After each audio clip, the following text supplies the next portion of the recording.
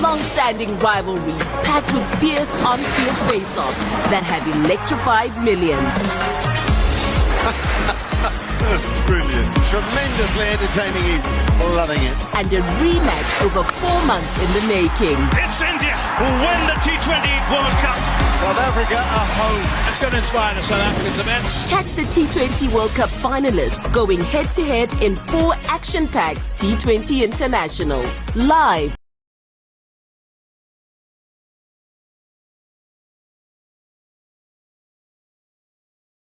on Your World of Champions. Head to cricket.co.za for all the ticket info. Woza nawe.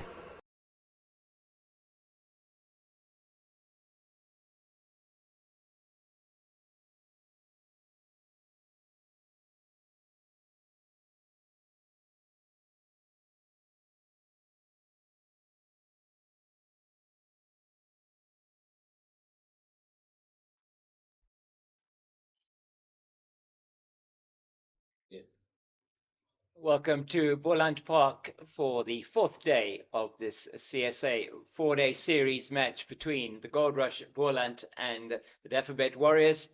And it is the umpires, Warren Weingard and Tom Mokorosi, making their way out into the middle. And what is going to be an intriguing day's play. I'm James King, the Cape Fox. With me, Eugene Merlion. And Eugene, 187 for 2 in their follow-on. Still 150 behind are the Dafabet Warriors. And we're in for, I think, a very interesting day's cricket here today. A very hearty good morning to you, the Cape Fox, James King, and to all our viewers wherever you are following the stream. Yes, it's an interesting day ahead. A big change to the conditions here today than from the other mornings that we've rocked up here in Paarl. A little bit of overcast cloud cover, a lot cooler. I think the players will enjoy that. Yeah. But yeah, it's going to be interesting to see how the Dafabet Warriors continue on their way. As you said, still 150 runs deficit. They still got to get past that. Still a lot of work still for them to do. They've done well, just losing the 2 wickets in their second innings yesterday. But today, it's going to be sort of interesting to see how they're going to continue on their way. For the Goldrush Boland, 8 good balls for them to get off the mark in terms of wins in this CSA 4-day series challenge. Yeah, so it was the Warriors yesterday on the stroke of lunch being bowled out in their first innings for 163. Sean von Berg taking a career best and an all-time best for the Goldrush Boland team in the franchise era, in the new era. 4-day cricket of 8 for 54, an outstanding bowling performance. It was then in the afternoon, and the 2 sessions that we had after lunch, it was Jordan Herman that showed the way for the Dafabet Warriors with an outstanding 109 not out, 213 balls, 11 fours, 1 6 for him. And he's had some support all the way along the line with the partnerships, every single one so far for the Warriors, getting over 50, 63 for the first wicket with Jean Duplessis. Duplessis being the first ever victim for Giovanna Baron in first-class cricket, trapped LBW for 28 of 64. Matthew Brzezinski caught down the leg side by Clive Portain off the bowling of Keith Dudgeon for 12 of 44 deliveries. It was 120 for 2. It's now 187 for the loss of 2. These two, de Villiers and Herman, have put on 67 for the third wicket. And it is going to be start to play. We're going to be seeing from the stables end, it looks like Aya Kamani is going to be coming into bowl. Yeah, that is 6 overs, 21 runs, no maidens, 7 no balls. 7 no balls with that as well. Yeah. So he would like to make a big change in that. But what I think Clyde Fortin would like him to do is just really start well. And as I said yesterday, I think they just got to go back to what was very good for them, and that is to try and create pressure. How do you do that? By trying to bowl maidens and just keeping the batters a little bit quiet. Just a overall run rate of 2.8. Towards us now, Aya Kamani. And he's a little bit straight that time, and they're going to come back for 2. That's good running from Herman and de Villiers up front there, and they're off the mark already in the fourth day's play here at Goldrush Boland. And yesterday, a day of sort of two halves. I mean, the first session, in fact, we divided into thirds, if you like it. The first session yesterday, Goldrush Boland completely dominant. Sean van Berg picking up 4 more wickets, 1 for Michael Copeland. Spin certainly on offer, and it was some significant turn, getting a very good result for the team. Yeah, they were excellent in that first session. We always knew following on or putting a team to say, right, okay, you guys can follow on. It's always going to be a little bit difficult as well, because, you know, the energies are a little bit down, and then you just got to pride yourself and try getting the energies up again. And just speaking to some of the coaching staff, I felt that some of the energy, which you think was probably correct, in the latter part of the day as well, because they've been in the sun, it does play a role. It does sap your energy. So hopefully they're fully energized today, good rest, and they've got a game out there to win. That's a better delivery from Kamani on the line of middle stump, just played down to Gavin Kaplan at mid-on. He was off the field for a while yesterday, just got a glancing blow on the knee. He was fielding at the short cover position. I think it was short mid-wicket position, and just a ball from Jordan Harriman played firmly into that area that just caught him on the knee. Good to see him back on the field today.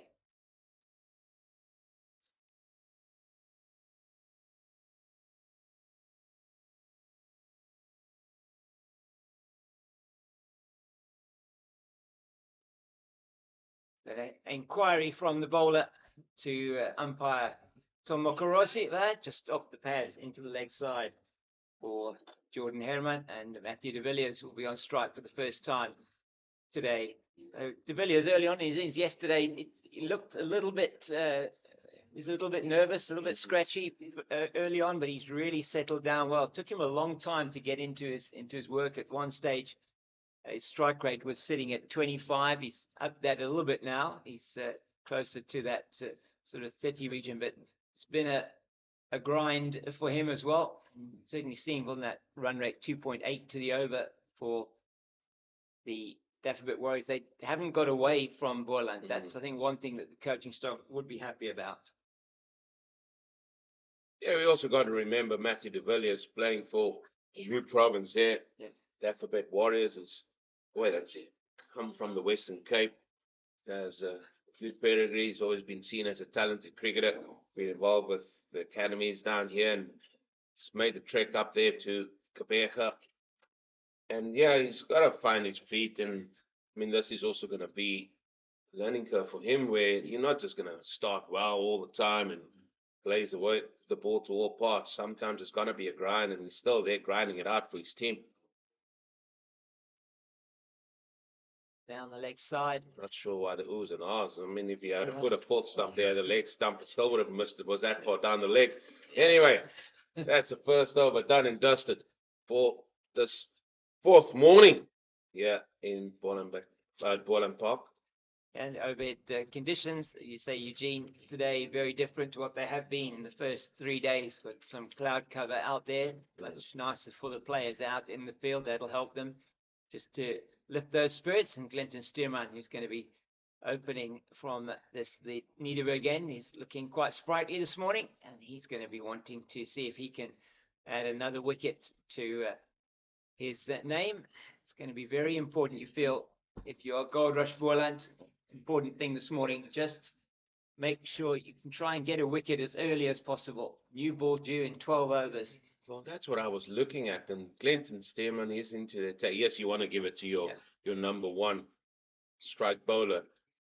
They've got 12 overs to go to that new ball. Is it going to be a long spell? Is it just going to be a spell? Listen, just give us a couple overs, and then you can have a break for about 8 or so before you come back on around the wicket now. I asked him earlier there this morning. I said, listen, was the ball reversing at all, or was it anything? He says, no, there was not much out there, not even a little bit of zip. So wickets are going to be hard to come by, and that's what you want here in first-class cricket.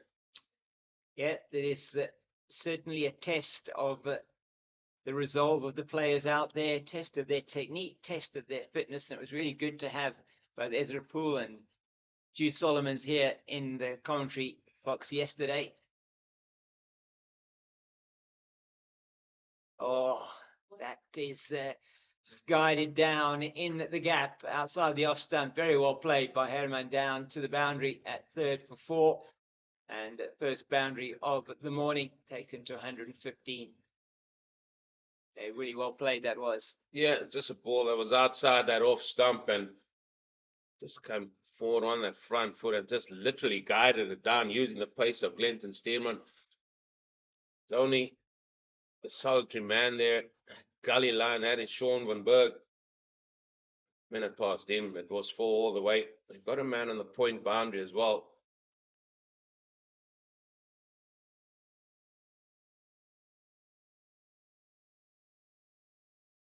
Time is played to the left of Van Berg. He just goes around to pick it up. It's normal economy of motion there from Sean Van Berg, and he will be doing quite a bit of work again today, you feel, between himself and maybe Michael Copeland as well. Yesterday evening, threw the ball just for the last 2 or 3 overs to Aviva Mgijima as well. Copeland was just lined Michael Copeland up a bit. Certainly haven't been able to get away. If you look at the run rate there, and chatting to Ezra yesterday, was saying that they didn't want them to get to 3 and over. They were targeting somewhere between 2.5 and 2.8 to the over, just to keep them in check. And certainly that seems to have been what they've been able to achieve. And the reason why he would say that is, as you rightly said, they don't want them to get away and then maybe eat into that deficit that's there as quickly as possible. They want to keep that deficit at a greater number for as long as they possibly can, sitting at 142. So already 8 runs this morning scored there by Warriors, and I think the big change is going to be once the 80 over mark has been hit and decision's going to be made.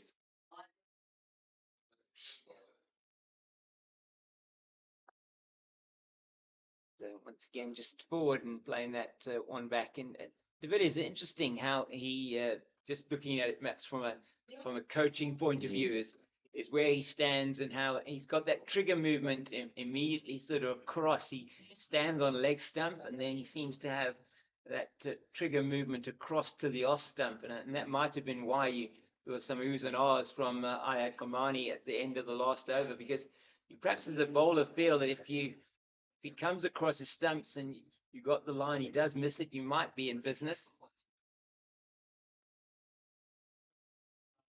Just as you said, there were oohs and ahs as he walked across, and they feel if he did miss it, there were going to be shouts. And yeah, you see this in cricketers now and batters now. They got a trigger movement. He starts his movement from off stump and apologies from leg stump and moves across to off stump.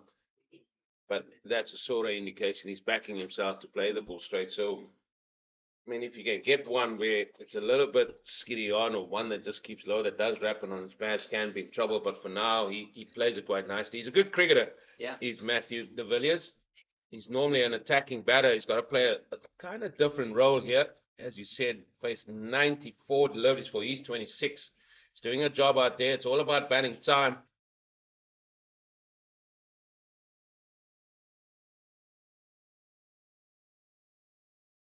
Beautifully pulled around the corner there. That's going to be another boundary. This time going the way there of Matthew de Villiers. That's his first boundary of the morning. Yeah, it was a little bit short there. Just stood up nicely for de Villiers from Kamani, and he's not going to miss out there. Just a short arm jab into the leg side, and it's really well played. And they've come out here this morning with a little bit more intent. Yesterday evening, just making sure as the 200 comes up with that shot, 200 coming up in the 70th over. And these two have done a good job. From 120 for 2, their partnership now worth 80. A little bit of a consultation about the ball. That was quite strange, that one. Michael Copeland showed Warren Weingart the ball there. Yeah. Warren Weingart handed the ball straight back. Clyde Fontaine came in and said, let me have a look at the ball. Looked at it, went back to Warren Weingart. Now there's a big discussion between him and Tomo Korosi. Yeah. Still explaining, listen, there's a little bit of a scratch there. And just in the outfield there, might be a little bit wet. And we've seen the ball change a few times in this match already when the ball has gone in that direction. Yeah, There's a big discussion. Yeah, so have a good look at that ball, see if they're going to be changing it. There's the Brains Trust around there as well, just all gathering, and Captain Clyde Fontaine certainly giving the umpires good reasoning why they should be changing the ball. I mean, Tom's saying to him, well, no, it's fine over there. And Clyde said, well, no, look at it there. It doesn't, you can't bowl with that. He's having a good smile there, as they all are. I think looks like they're probably going to be continuing with that ball. Clive, Keith Dudgeon now having a look at it himself and seeing, okay, what are we going to do with this? Yeah. The way Tom Mokorosi was talking there to Clyde was like telling him off. You know when your hand move and your head is going at the same time? Yes, exactly. It's not a friendly nature. Maybe it is. I mean, we can only surmise. That's all we're doing up here. Yeah, Clinton Stearman also having his word. Oh, dear. I mean, the first man, they should ask Warren Weingart. He's the first man that came in and said, listen, to have a bowl. Tom Mokorosi, he's getting the brunt of the Boland bowlers here. Anyway, they're bowling with the same ball here. 200's up, as you said. Yeah, that's 69.1 overs, so just over 16 overs for their fourth 50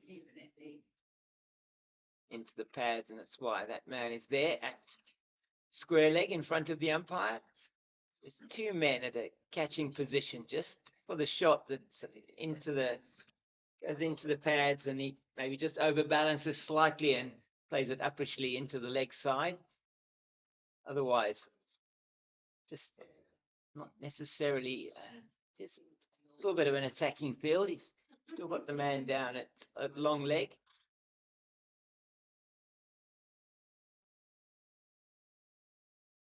Full toss on the legs. Full toss on the legs. It doesn't matter where you put the fielders for that. De Villiers is not going to miss out, and Kamani hasn't started very well this morning at all. He hasn't bowled a no ball, but what he has done is he's just given a couple of gimmies here to the batters just to get them into their work. Matthew de Villiers particularly, he's got couple of fours already off this over from Ian Kamani, and it immediately forces a change in the field. That square leg going onto the deep square boundary. I said Matthew de Villiers is normally a man that loves to score quickly, but he's been gifted a few boundary opportunities here. First a short ball, then ball full toss on the leg stump. He's had a fantastic start to his first class career, de Villiers. And last week in a match against the Dragons at St. George's Park, getting a 94, the first innings, a 58 in the second on debut, which was absolutely outstanding. And here he is again, looking like he is heading towards another 50 potentially, 34 not out now. Did the hard work yesterday. He's hoping to cash in now. Clyde Fontaine up to the stumps.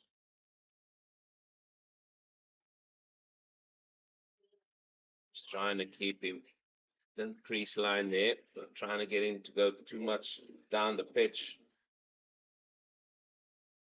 Ready, what is that? 17 runs scored this morning. Yeah. Just under 15 minutes, and I'm not sure that was on the menu for the Goldrush Boland this morning. No, not at all. It's only literally batting at a runner ball this morning are Dafabet Warriors. They'll be wanting to make sure they just keep wickets in hand. It's nicely played again into the leg side. And it's the end of the Kamani over, an expensive one, 9 off it, and they have scored 18 runs in the first 3 overs of the morning so far. Conditions that bowlers will be happy with. But as you were saying, Glenn Stearman was saying earlier on, I mean, the ball is doing absolutely nothing out there. The pitch is giving them absolutely no assistance whatsoever for the quicker bowlers. And it is 10 overs to the new ball. Yep, that's when we'll find out in exactly about 40 minutes or so. We'll find out what or where potentially this game could be going. They would want to pick up a wicket early, get in amongst the batters with the new ball due. Well, that had a little bit of tail. Yeah. Now that was the first one we saw had a little bit more tail into the right-hander. Yeah. Maybe that little moisture that the ball got after going for 4 has maybe helped the condition of the ball in terms of getting a little bit of shape out there. Well, that's right. I mean, isn't it? Try to keep the one side of the ball heavier, the other side shinier, so you can just get that. You got that aerodynamic movement comes into play there. So what actually happens with it? So normally the conventional way is to have the shiny side and the rough side, and sort of the ball will go away from the shiny side because that side will sort of absorb more of the, as you said, the aerodynamics and more breeze, and that's how swing actually happened now with the reverse swing. Because you've been working on it and shining on it, that side in 10 gets actually heavier than the other side, and then that side, the heavier, sort of the rough side, goes through the air a little bit quicker than the rough or than the shiny side. Just the whole scientific way of how reverse swing worked. I mean, Duncan Fletcher, as I said, and he was a coach at Western Province, and he was coaching Glamorgan at the time as well, and in England, and he had a certain Waka Yunus playing for them as an overseas pro. And he basically spoke a lot to him and sort of learned what his view and version was of the art of reverse swing. And he was very sort of practical with his explanation, was Duncan Fletcher, and he practically drew on a piece of paper. And I just sat as 12th man. I was also watching a 4-day game that day. It was 12 man for Western Province, and he basically explained how this reverse swing works, and I thought it was quite fascinating as well. Very wide. So just again, so normally it is the rough side, shiny side. Normally it will go to the rough side because the air, as it goes forward, sort of collects that side, and that causes the ball to swing. However, when it is reversing, because you've been constantly working on the shiny side, that side in 10, in actual fact, gets a little bit heavier. In fact, and that's how that ball just sort of tails inwards, because the other side, in essence, gets a little bit lighter. It's just fascinating how the scientific nature of cricket balls work. It's just a first real short ball of the day from Glenn Stearman, but interesting because I was watching a program, I mean, some time ago now, where they were saying that they are from a technical point of view, they developed something, a chip or something that they actually were going to put into the cricket ball, and that it would then, with that specific cricket ball, and it's relaying data back to the computer, giving you an idea of exactly how much swing, how much movement it's getting. And I just found that quite fascinating because it's using the technology to get a better understanding of exactly what you're saying. If you look at how aircraft fly, for example, they tell you you're creating a lower pressure system under the wing or higher pressure over the wing, and that's what causes the lift. And it's a very similar thing in terms of where the direction the ball will go, where you've got maybe it is around high pressure, low pressure. You're creating a different kind of airflow around the ball, and that's what's causing it to have the movement. But I just thought that was absolutely brilliant if you could get an idea of exactly what's happening. I know they measure, for example, turn, they can measure it from the bounce, they can measure what the degree is or whatever. But in terms of this instance, it's just giving you a view actually from inside the ball itself of exactly what that movement is. And you can then gauge the condition of the ball, have a look at it, and then you can say, this is what it perhaps is doing. So interesting stuff happening as we see a change. Giovanni Baron, successful yesterday. He's going to replace the Aya Komani. I would like that just for practice purposes, but not for game purposes, No, the no. Cape Fox, because it will be nice if you were the opposition, like in this case, the Dafabet Warriors, and you get all that information about how the ball is moving straight onto a laptop. You see it there and work away, and we can play accordingly. You can even say, we'll change the batting lineup, but you go in and bash it because the ball's only moving So 0.3% or whatever it is. into the pads again. It's played out to Copeland on the deep square boundary. Yes, it was only done for practice purposes, as you say, not included. It certainly wasn't going to be included into a match ball, but just fascinating what information you can get these days, and just tells you how. I mean, technical game is a very technical game, cricket. I mean, that you have to say it is a very technical game, but analysis has come such a long way. It is what these players just want. I mean, when they come off the field, they want to know exactly how they got out, what caused me to get out. Is the ball swinging out there? What type of swing is it? How's the ball coming off the pace? They look at the speed gun. We don't have that potentially here, but all those information just get fed to the players and sort of try and create a little bit of a sort of a pre-planned story about how they're going to go out there and sort of play away. I mean, there's a lot of information, a lot of video evidence as well. I mean, these guys plan everything to a T before every game. There's an edge. There was the edge. Yeah, it was the edge, and he's threatened to do that as Giovanna Baron in every one of his spells against Jordan Hammond. He gets the edge, and I don't know if that carried. Let's have a look at this again.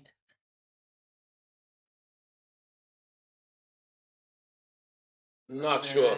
Not sure, no. Cape Fox. And we are sitting directly behind Clyde Fontaine here. And couldn't see it in real time. It didn't look as if it carried, but difficult to know. One of those that you either get your glove underneath it or you don't. I always felt that's an area where they potentially could be getting Jordan Herman. We saw him play and miss quite a number of balls in the second innings. When the second innings started, when Keith Dudgeon was bowling to him and he was trying to get the ball to move across, and then when he got bat on ball, the ball was going aerially just through that point region as well. So it is an area that they could sort of keep working on, giving him the working over Jordan Herman. Again, a big swish outside that off stump, and we saw that as well yesterday. Yeah, we see a number of those that he was either beaten or just missed the ball outside the line of the off stump, and so a half chance perhaps created there, and Clyde Fontaine not able to get his glove underneath that, as it is going to be spin for the first time this morning. Called it, Eugene, just the 2 overs from Glenton Stearman, I think it was. Yeah, that's correct. And it's Sean von Berg coming into the attack. That is not going to surprise anybody. 8 overs to getting that new ball. And I'll see if Sean von Berg, and we were chatting earlier on today with the coaching staff and just saying that in that first session yesterday morning, quite a lot of zip that was coming through. He managed to just get a bit of zip off the wicket, something happening for him. Got those 8 for 54, 4 on the second evening and 3 on the third morning, 4 on the third morning, should I say, and he's going to be into his work now. Can just get something out of this wicket early on here to try and break this partnership, which is already on 87.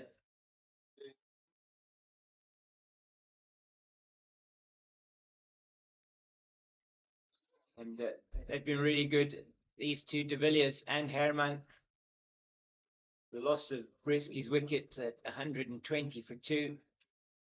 Another quick wicket then, or another 1 or 2 quick wickets then would have really put Goldrush in the ascendancy. That's cut away, it's short, and Baron's not going to be able to get to that. That goes to the boundary now. That's a good shot from De Villiers. He's certainly come out with a huge amount of intent this morning. He's not letting the bowlers settle at all. Yes, I mentioned this morning, he's a man that loves to score quickly. Matthew de Villiers, he doesn't like to be bogged down. He got the ball there, a little bit short from Sean van Berg, and it's well put away there from by Matthew de Villiers. As he moves into the 40s, he's actually raced to 40s in the morning. This time straight to the man at point.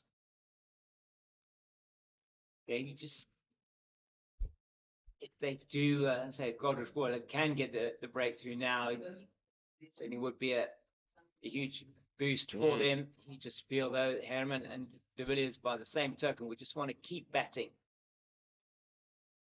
We were saying earlier on, we feel there's only potentially 2 results available in this game. That is, especially with the condition of the wicket and how we've seen batsmen just really guts it out there, and if you can get in, you can stay in. It's a draw and maybe or a victory for Goldrush Boland. But yeah, the timing is an issue for Warriors to even contemplate having a go at winning this match. So it's just a case of what's that, 93 overs left in the day to bat the majority of that. Got a deficit of 126. yes, you know, looking at that and you're saying 126, let's say they're batting at 3 runs to the over, and you're taking 40 overs out of the game, 50 overs left, set a target is just not really going to be possible.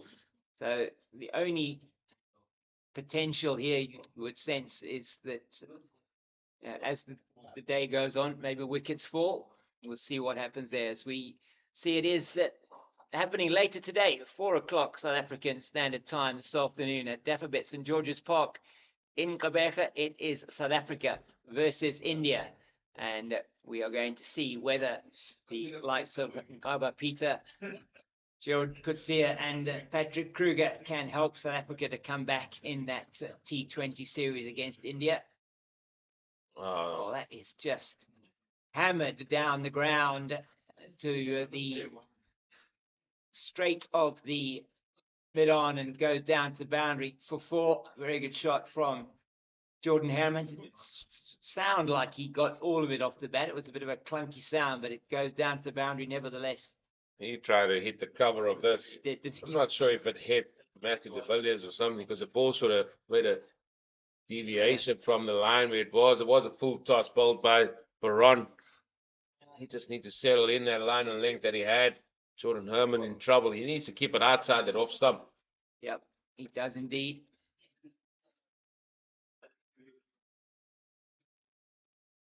It's better. It's just easy single. Just dropped into the offside. Nobody in close in there. So runs have been coming quite easily this morning already. Yeah, the length was just not spot on there. He needed to be a lot fuller outside of off stump, getting him coming forward. That is where you want to be.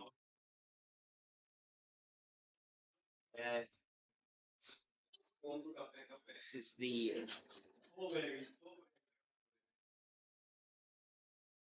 just into the man at the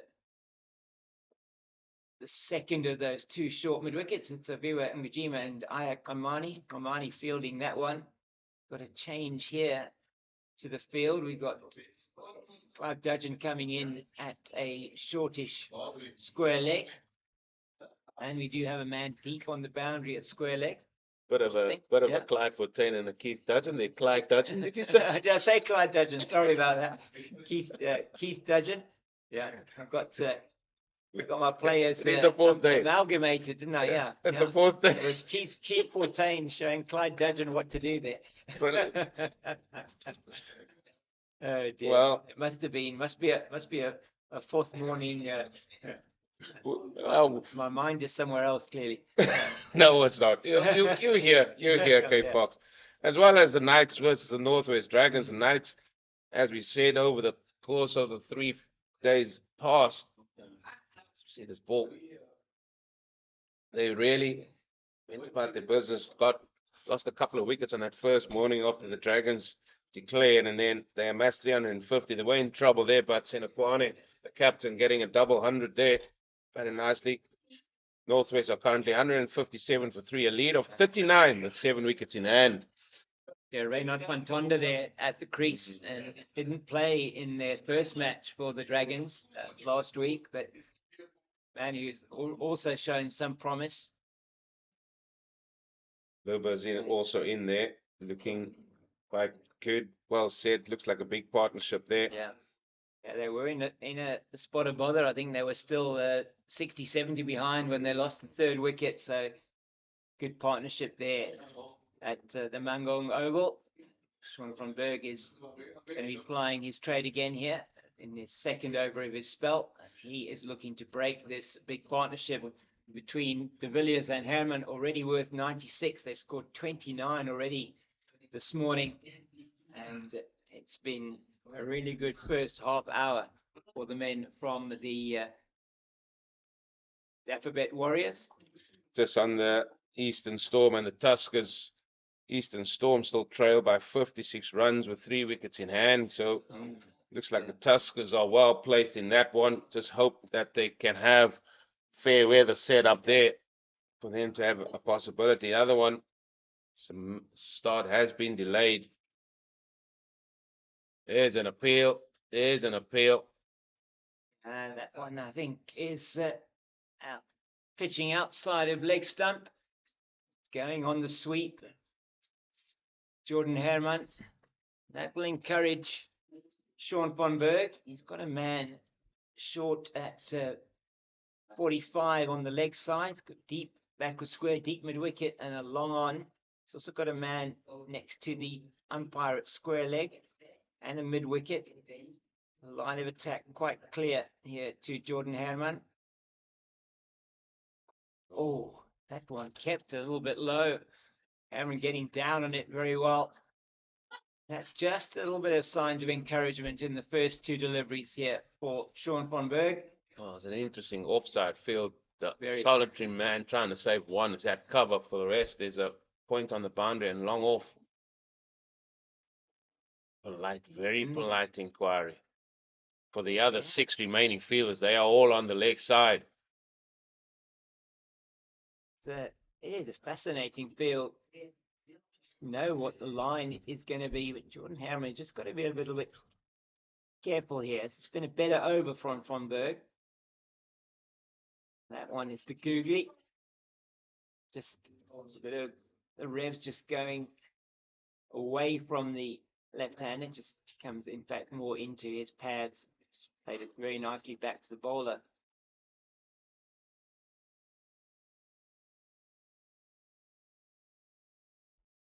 Another good delivery from van Berg. It's been a better over from him. Yeah, definitely has been. Got him thinking. Herman has tried to use his feet as well. The line, van Berg's bowl has been top class in this over. He's kept him quiet. He's had a couple of appeals, all wrapping the pads. And that's a well put a get over. As the Cape Fox, it's been good starting with you. Yeah, thank you very much, Eugene. Sure, the Warriors will be well pleased that they have got through a commentary stint where you're on unscathed. But it is the next strike bowler in comms terms. He always manages to find something happening. That man, Zaire Adams. Firstly, a very good morning to you, sir. Good morning, good morning. I see once again Eugene just throwing up little dibbly-dobblers there, not being able to strike with a new ball, even putting some catches down. Eugene, expect better from you, mate. Wasn't a new ball, mate. Come on now. The ball was 70 odd overs. I'm timing it perfectly. I'm timing my run perfectly. The tide is coming in. But yeah, missed yesterday. Went out to watch a bit of schools cricket. I'll be back here on the final day. Been impressed by this young man. I thought he's been a lot better in the second half. Giovanni Baron. Yeah, first innings he wasn't. Maybe on song, maybe a little bit nerves creeping in here, but he managed to get his first class wicket. Yes, And he's definitely settling in. As his figures suggest, 12 overs for 20 runs. It's a good return so far. He already got the edge of Jordan Herman. Not quite sure whether carried to the captain, Clyde Fortain, but he's definitely settling in nicely here, bowling from the stables end. And they got to try and keep them quiet as well. I said yesterday, so here that the thing what worked for Boland was trying to bowl a few more maiden overs, which they probably didn't do as many in the start of this second innings. Again, we've seen that runs have come a little bit easy this morning for the Dafabet Warriors, and it's just got to revert back to trying to find maidens, be a little bit more consistent with the line and lengths, and starve the batsman of any runs.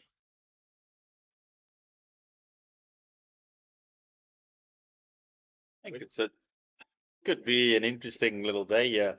It might seem that the game is that the Warriors are far behind and it's just dwindling, but just one wicket here might bring another one, and then suddenly Boland back in the driving seat. Not that they aren't; they're still very much ahead of the game. You can see they're trying to keep the energies up, trying to prize it, just that opening.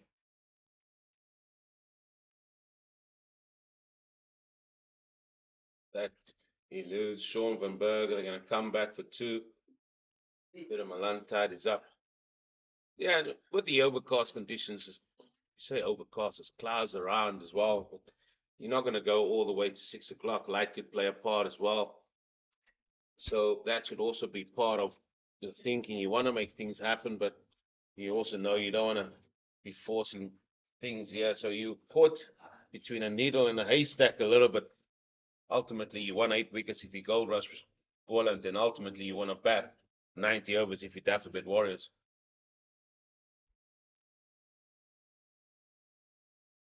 You see, you were out there at the school games yesterday. Yeah, See, you were hiding your face when I walked in here. You weren't a happy chappy. Weinberg just falling short, unfortunately, yesterday against the old rival. Not just falling short, they got thumped, unfortunately, by 10 wickets yesterday. But what a youthful side there from Weinberg. Eventually, Sachs going on to lift the trophy, beating Bishops in the final. So Good bouncer at the end of the over. I mean, it's a good having you here. I mean, you are heavily involved with that tournament as well, and it's on to the next stage for all those regional winners. They go and play firstly in a little bit, I wouldn't say regional, but more of an area final, should I say? yeah, so the way the competition set up is that you have the local domestic finals all around the country. I mean, the various provinces. There was also the Boland final yesterday, and also down in Quebec. So Paarl Boys High winning the one down here, and the two finalists from both Western Province, Boland, and also Esvedia, they'll go to the regional finals out in Outeniqua Park in Oudtshoorn in January. Is that just a one-off game, or how does that work there? Now, that'll be a round robin phase as well. That'll be there over there, and the winners of that go up to the national finals up at Tuks in March. So plenty of action and excitement for these young men to look forward to, and girls for that matter. Victoria Hub winning the Western Province girls competition on Friday. So really exciting developments, and just a nice stage for the about SA20 now. You can select a rookie, so just a platform for these young men and girls to show off.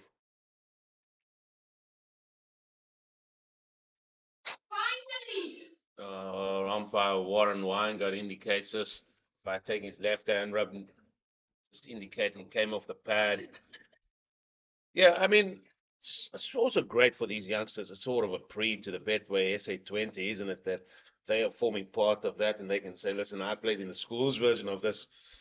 And I think all over the country, I mean, there's been excitement growing as well. And the next round, I'm sure, will be shown with stream. I mean, most of the games were streamed anyway as well. So, I mean, that's great, and great work being done and showcasing the youth that's out there. It's a massive initiative undertaken by SA20 and what they're trying to do. And if we've seen in the auction, the rookies that have picked, some of them haven't even played first class cricket yet. So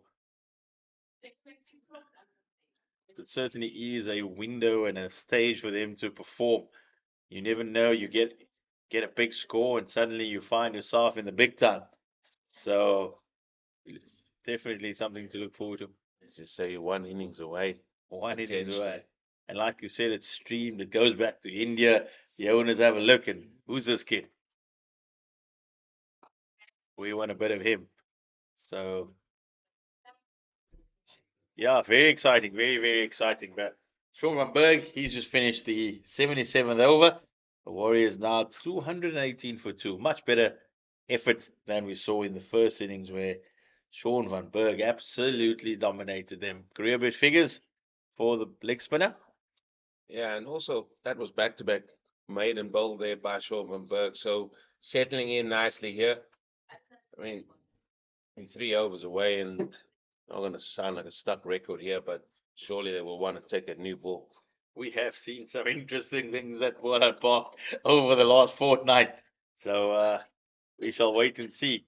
You'd think, though, that they would be their one chance just to have a real crack at this batting lineup. Nicely played there by Matthew de Villiers. Eventually they come back for 2. They weren't interested in 2 first and foremost. Then they saw a little bit of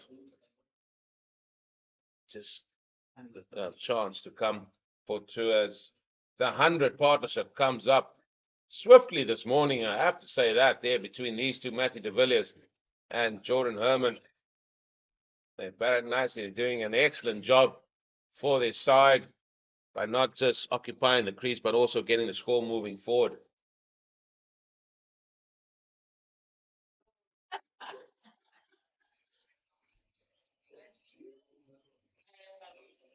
Picking him up nicely there. It's been a good spell this morning from Chavano Baron.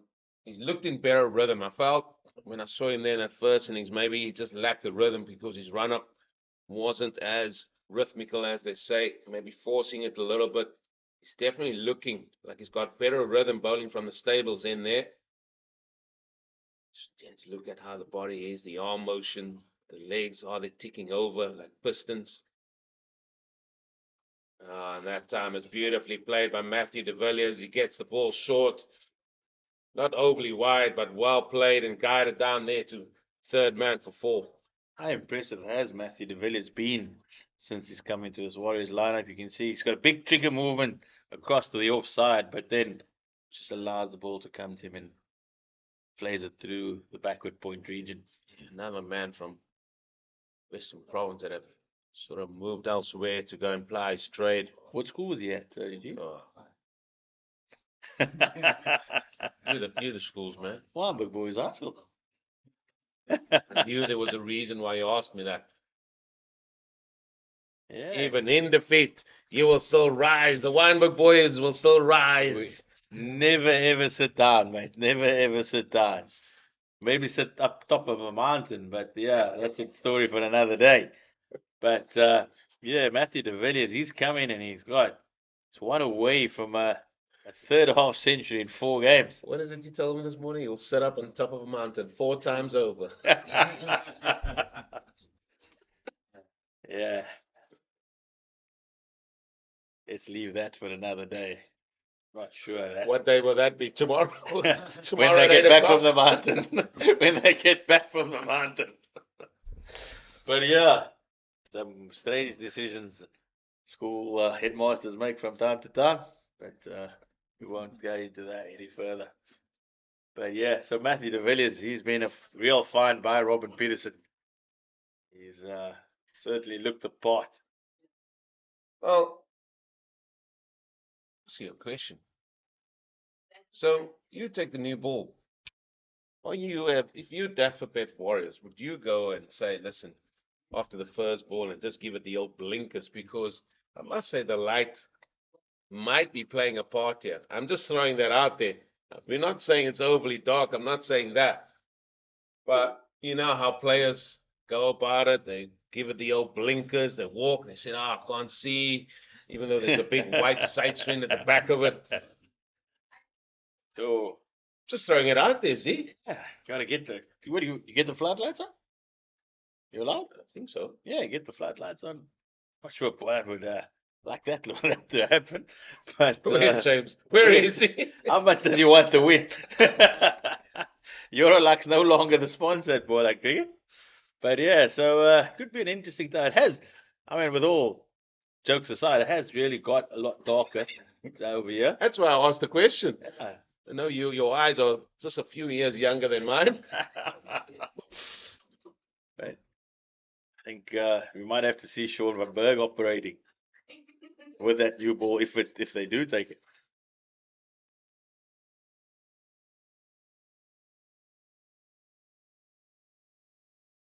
Driven down the ground. They've got long on and long off in place, so it's just going to be once, and now it's all out. Just let's just see if we can tie them down. In fact, Sean van Berg has bowled well to the right-hander. So Matthew de Villiers, he's now on strike. How different are those figures? North was 69 after 22 compared to the way he absolutely ran through this Warriors team in the first innings.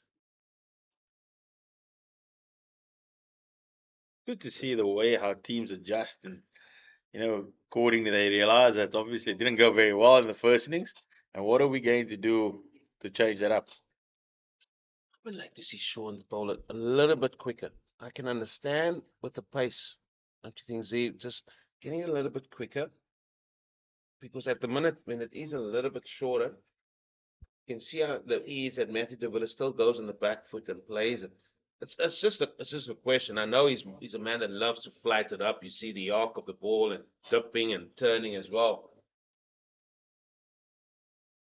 Again, it's just a question I'm asking.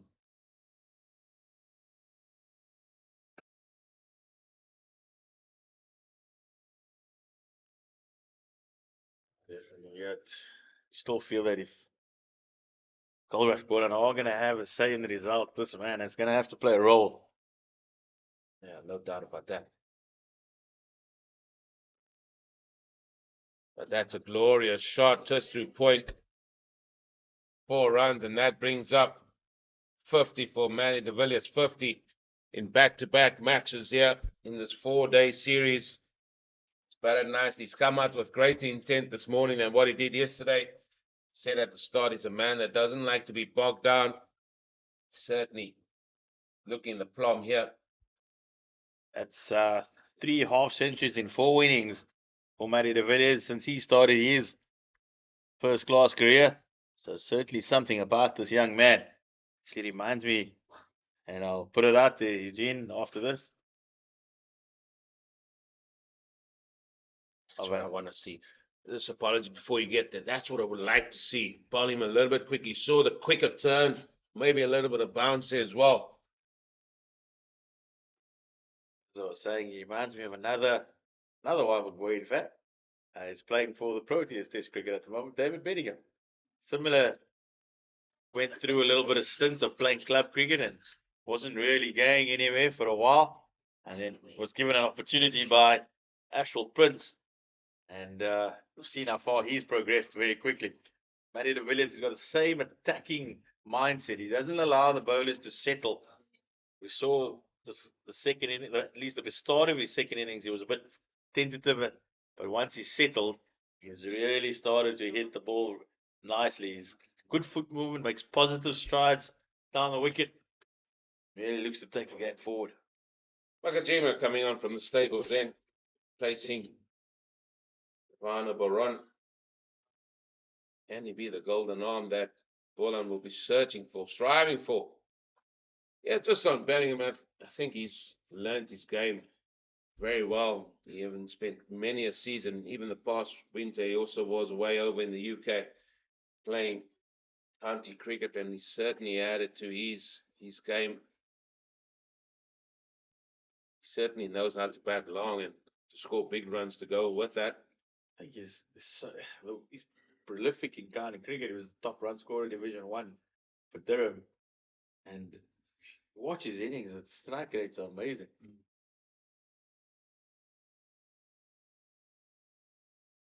Lot slower that time by Aviwe. Nicely played by Herman. 230 for 2. If only this could have been that first innings for the Warriors. Who knows where this game would have been today. Just feel it. Whereas they will be content to bat out the time and sitting how far behind they were in the game.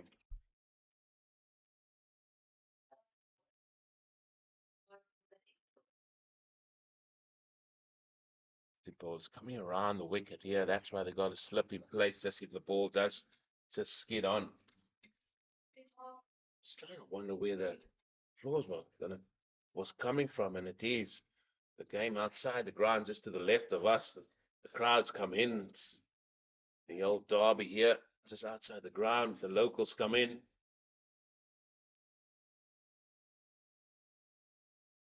There it is, beats the outside edge.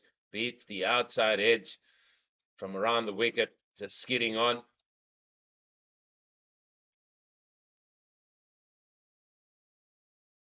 It's beautifully bowled by Alviwe, Makachima.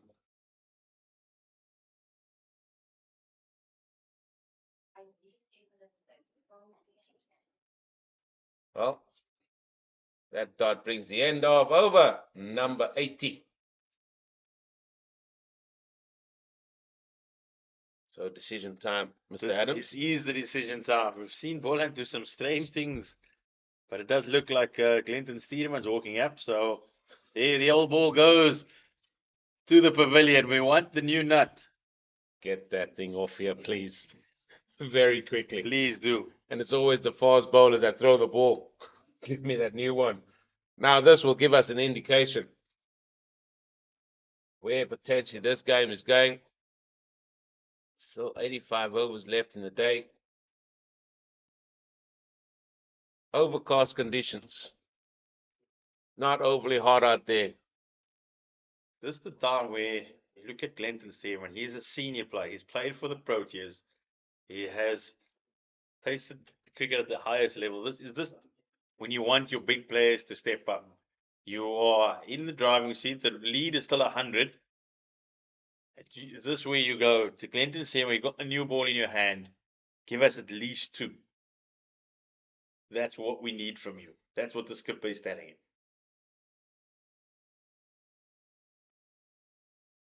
2 wickets here, you're asking?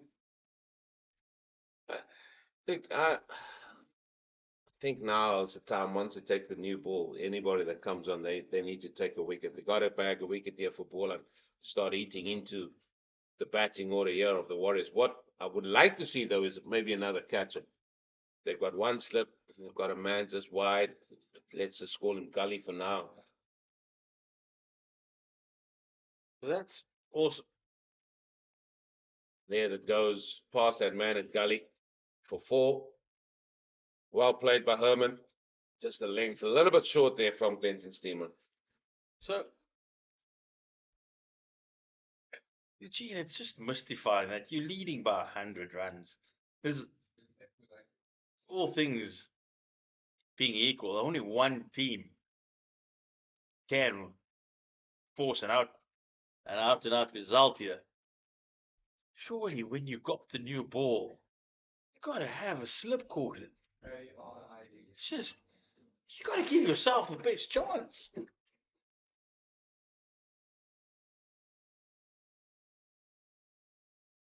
It's more the length. Yeah. Ultimately, it's them that's out there now. They're making these decisions. I think what Clinton would like to do is just get his line and lengths right, and maybe through a little bit more dots can sort of prize and ask the captain Clyde Fontaine, listen, can I have another one in the grabbers? And I'm settled now in my rhythm, my line, my length.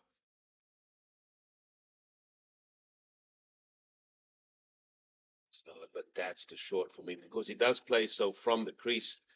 So if it does stand up from back of the length, he just stands tall and just, if it's straight enough, he just hits straight back, or if it's slight width on, he does play the crossbat shot quite nicely.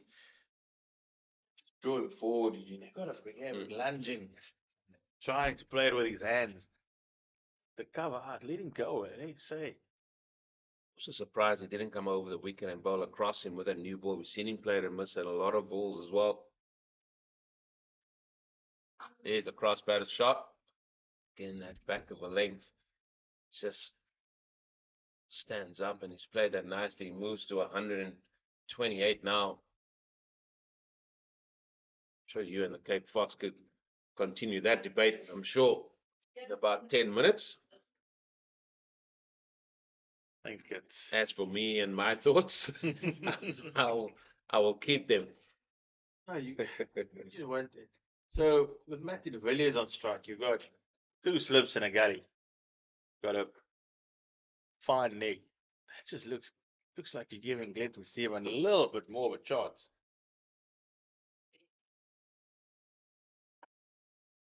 To feel this.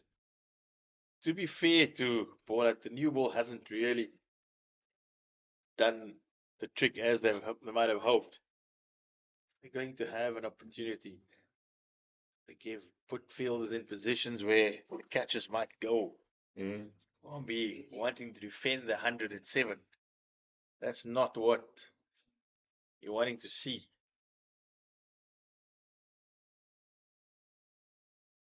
Keith Dudgeon looks like he'll be taking the ball from the stable's end. It's Avi Makaduma just having the 1 over. Well, here he is, Mr. Red Bull himself, Keith Dudgeon. Maybe he can add a little bit of wings to the performance of the Goldrush Boland team here and just get them moving a little bit forward. Still haven't bagged any wickets this morning, nearing the hour mark on day 4. He's going to be bowling 2 slips and man at about a 4th slip, and he's going to try maybe to go across him here. He said he had a lot of success bowling to Herman with that ploy.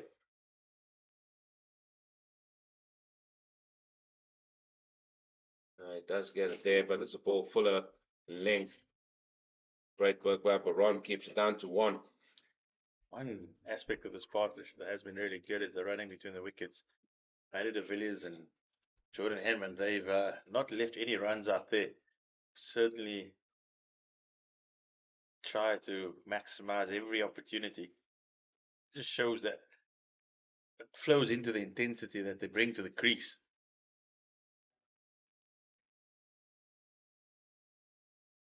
Still going to have 2 slips. Gully streaming on the offside, saving 1-2 on the leg.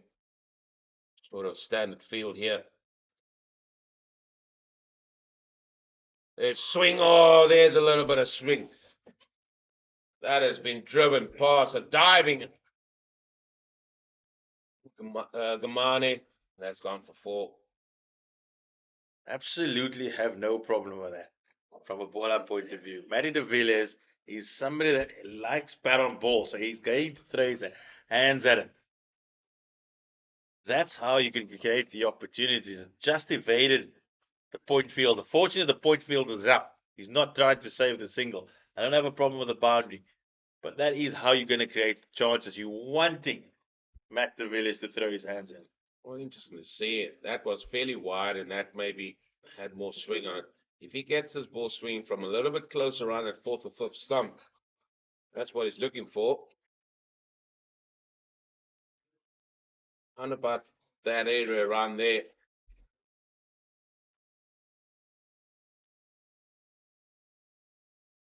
Going to be an interesting little spell here from Keith Dudgeon. He will probe that off stump, and Matty de Villiers is not somebody that is going to shoulder arms too many times. You have to see a Wynberg boy shouldering arm anything.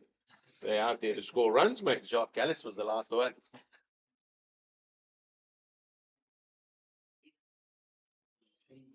Listen, when you average 55 plus in Test cricket and all the runs he's got in international cricket, you can do what you want, sir. You do absolutely what you want. The king himself.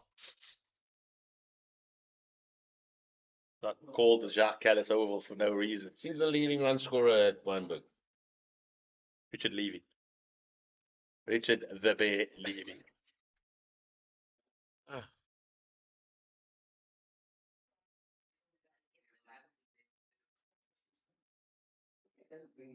And how do you go about finding that out as well? Just walk around the Jacques Calais Oval, have a look at the trees, mate. Score 100, you get a tree. Has you got a few? There's a little bit of a forest there. There's a little bit of a forest. And obviously it's been away for a while, so they've matured nicely. So you can get some shade there on the JK Oval. So it's not the biggest ground, the Wynberg Oval. Yeah, to be fair, it's not the biggest hit.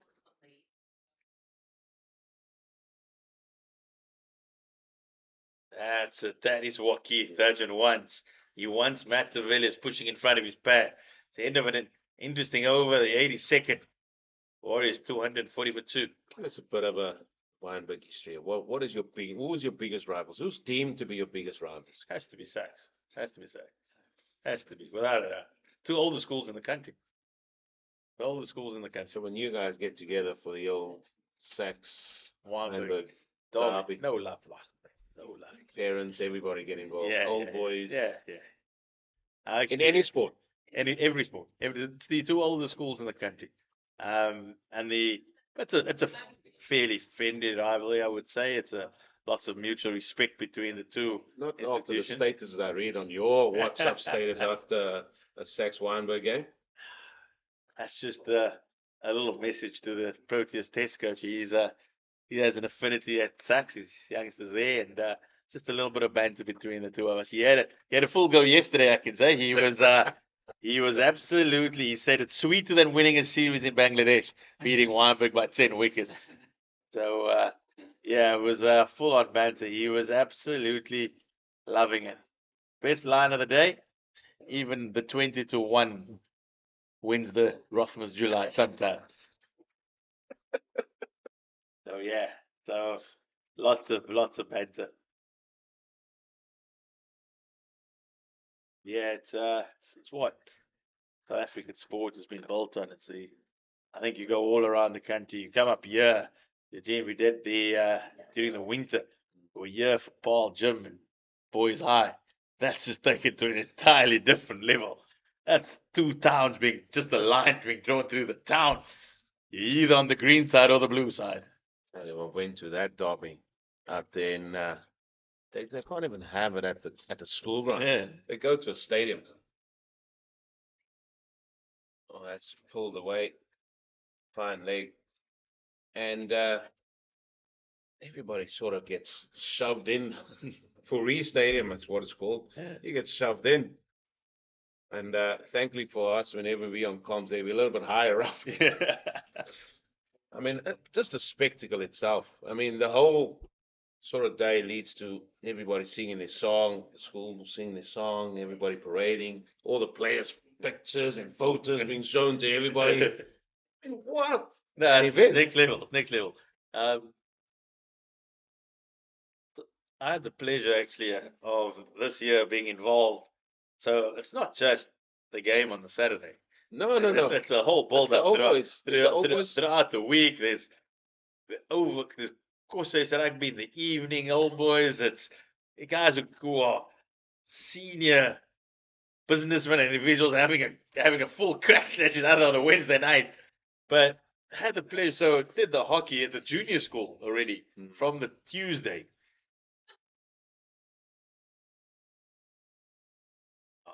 Nicely bowled. And so from the Tuesday already, the junior school, we're talking about like 10-year-olds, 9-year-olds, and it's instilled in the DNA from the get-go, mate. It's absolutely on a whole entire different level. You see parents pulling in the youngsters, and I've heard stories about if you're born on the blue side, don't even think about dating a girl on the green side, mate. Don't even think about it. That's the first thing what happens when you walk in by the door. Which side are you blue or green? You guys really work it from an early stage. You sort of instilling this. Is it instilled or is it you listen, this is how it's done? I think, mate, you're just born into it. Like you see your dad, your granddad, Amal, they all got out to the field and you just follow. Yeah. was fortunate to go to the Bish Bosch as well this year. Yeah, school rugby. Just the camaraderie, shall we call it, between schools. Well, yeah, Goldrush, they need to make a breakthrough. Dafabet Warriors looking supreme out there. Again, a ball played off the hip. And a comeback for 2. So he's looking to go across him here. They even got a man on the point boundary as well. And a man in point, sort of just square of the wicket. He's going to be the catcher. And that idea has gone out the window. So they're going to go back to their standard point on the boundary. The man that was catching at point, he's come across to mid-wicket. This over will take us to drinks. Where Jordan Herman, he finds himself on 133. Matthew de Villiers, 58. Partnership of 125 runs.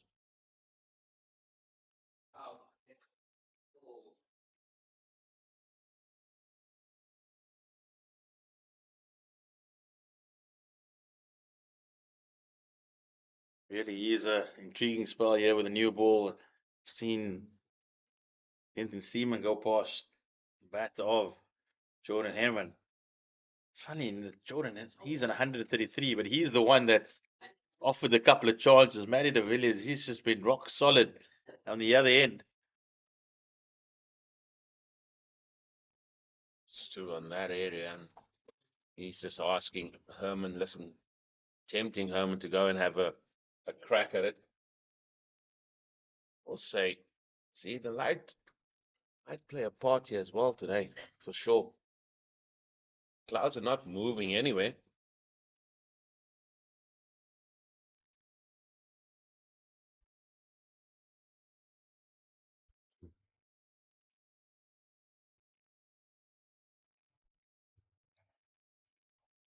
The one outside that off stump. Got to be a little bit closer. Got to entice him to want to have a go. Do feel that he's Matty de Villiers who's going to be the one who's not going to let a few pass by.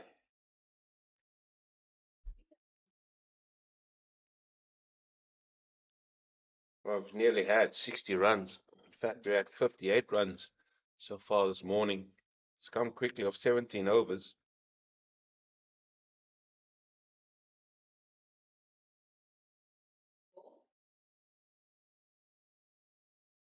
On the leg side of diving Clive Fontaine. Getting some part of his glove on it.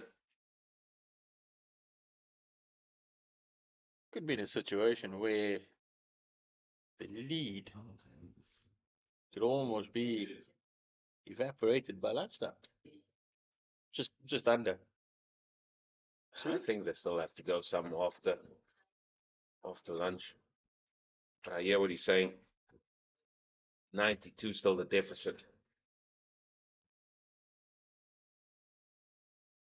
That's well bowled. That is well bowled. Well, that will take us to drinks here on day 4. This encounter, where it's all to do here for the Goldrush Boland to see if they can prize a wicket. For the Dafabet Warriors, they are continuing on merrily here. 245 for 2, following on after their first innings, 163. Join us in a few moments as they're going to enjoy a drink, and then when you come back, it will be the Cape Fox, James King with Zahir Adams.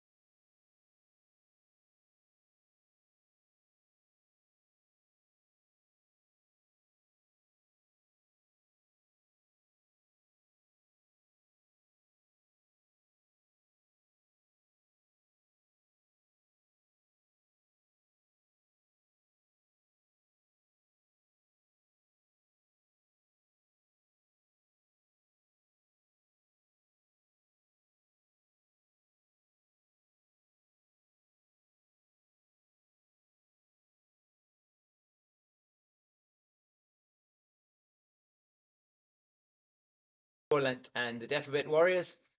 And new ball was taken at 80 overs, but no success so far, as I hear, for the men from Goldrush Boland. And it is a fantastic partnership of 125 between Matthew de Villiers and Jordan Herman. De Villiers, as you were saying, his third half century in 4 innings in first class cricket. 2 half centuries last week and another one here today. Exactly what the Dafabet Warriors needed from him. Really excited to watch Matty de Villiers. He's very compact and he's very good, shows good intent at the crease, positive, nice and positive, good footwork. So you surely want to turn the third one into a 3-figure score here. Yeah. Nothing suggests that he shouldn't. The Warriors, they will bat as long as they possibly can today. Yeah, still that deficit of 92. They were bowled out for 163 in their first innings. The second innings has been a completely different story. And Stearman there just shorter, and he's probably going to want to get that length just a little bit fuller. Maybe outside that off stump, just trying to get de Villiers to play. There's nothing much on offer for the bowlers with the new ball. As we've seen throughout the Yeah. couple of days we've been here, as new ball hasn't really done the trick. Overhead conditions today would say that it perhaps should swing a little bit.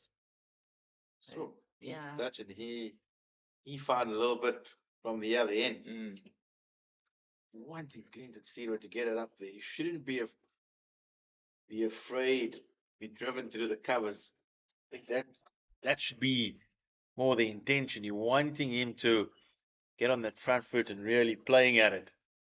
Because you've got one slip in the gully again, just one. You want another one in there. I would have thought so. I think just go on the all-out attack. You've got to get wickets to win this game. Your Boland. It's a better line and length this time, but not getting him to try to play that forceful shot or that loose drive that he's looking for outside that off stump. And you can just see him playing that, can't you, with that ball going into the gap between second and fourth slip, just the 2 slips in place there. This has been good, hard 4-day cricket going into the last afternoon. Is nicely done there by Kajima. Hits the stumps as well with the throw. Matthew de Villiers had not gone out of his crease. Just feel that you've got the point, you've got the cover, you've got the off. Take the cover out and say to Matty de Villiers, there. Yeah. We've given you the gap. Now you go and search for it. Absolutely. Let's get a bit of a risk versus reward. And at the moment, not perhaps that tempted to go for it through that offside. Just ducks underneath that one. It's not as well directed as he would have wanted. Yeah, for me it's what you're saying. It's around you just got to keep that ball in that channel all the time, in and around outside that off stump. If you do go for a few runs, that's okay. Yeah. You are leading by just under 100. Yeah. So difference 92.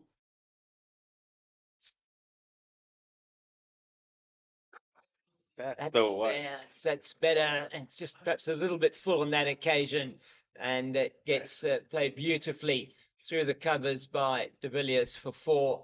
It was a good shot, and all was there though to drive, and you're not going to get the reward unless you're able to put it out there. I don't have a problem with that, James. No, absolutely not. Not at all. No. If he's good enough to drive it through the covers, well done to him. Yeah. Yes, a little bit too full on that occasion, but he's still, at least he's going out there. He's offering, if it does move a little bit, brings your slips into the equation. So something for Boland to think about. The deficit 88. And that probably they'll be, I would think, if just looking at got 55 minutes until the lunch break. They've been batting at about a run a minute. Well, that's in the opening session. They're likely to probably end this opening session with more than 100 runs on the board, the way they're batting at the moment.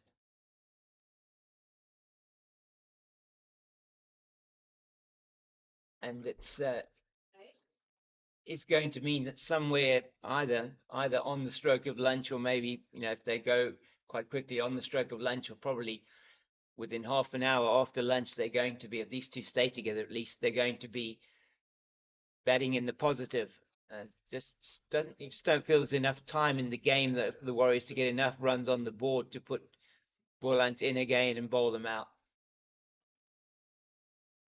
James, that brings us to our point that we're still in a situation where virtually only one team can win the game. Exactly. Yeah. So you got to give yourself the best chance. Whether what the Warriors wipe out the deficit by lunchtime or just after lunchtime, they're not going to go out there and want to set a target. So put the catches in, give yourself the opportunity. It doesn't have to be for an elongated period of time. Just for safe, let's go. Let's 5 overs. Let's really have a crack here and see where we can go. Yeah. If the Warriors do get away and they get 40 during that period, then okay, at least we've tried. We've given ourselves a chance. The benefit of them getting a wicket now, getting a new man at the crease, the ball is still new. Only 5 overs with the new ball so far. Not bad bowling conditions today. Nice and cool out there. Oh, and that's a beauty. That's exactly the delivery. We've seen Jordan Hammond a couple of times been beaten outside the off stump with that type of delivery, just failing to get the edge. That is the ball of the morning. Yeah. That is certainly the ball of the morning. Going outside, just evading that outside edge. Just moving away from the left-hander slightly on that angle, but has made him play and miss a couple. I saw Giovanni Baron earlier on get the edge of the bat from Jordan Hammond, just falling short of Clyde Fontaine. It's another good delivery. Just able to ride the bounce that time very well. Brings up to 254. The Warriors in the 86th over. So really good recovery here from the Warriors. They were very much behind the 8 ball after dismal first innings. But they showed plenty of resolve to come back and really work hard for the last day and a bit. That's been the hallmark of the batting. They've gutsed it out when they got to the wicket. That's good from Dudgeon. A bit of movement there away from the right-hander. Just didn't get it close enough to him on that occasion, but ends a pretty good over from the fast bowler. Keith Dudgeon has looked the most threatening of the Boland seamers, and it looks like there will be a change. Like Giovanni Baron, he'll take over from Clinton Stearman.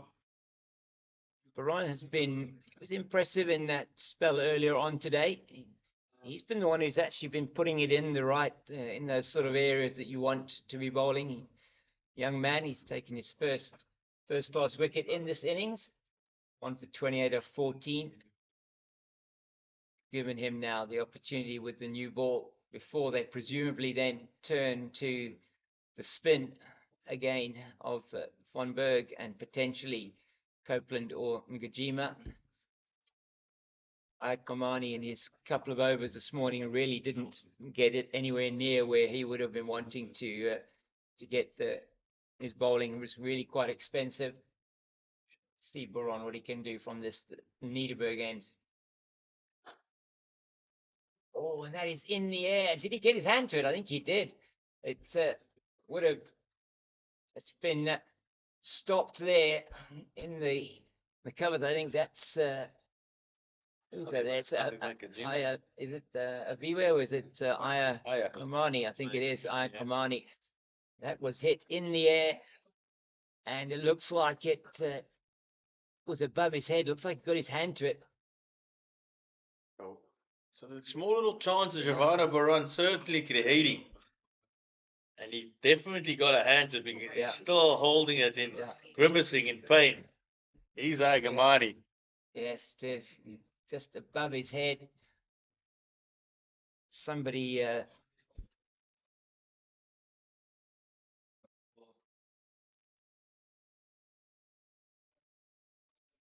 that was one that was there to drive, wasn't it? He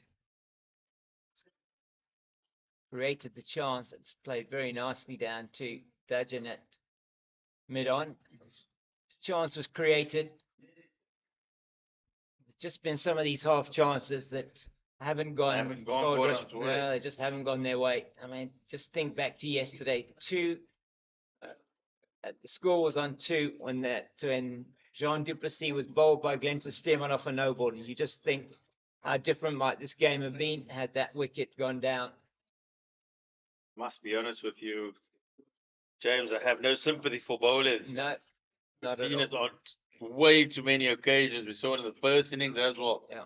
Peter Malan dismissed on 17, only for to off being reprieved through the no ball. We've seen Agamani deliver countless no balls. Yeah.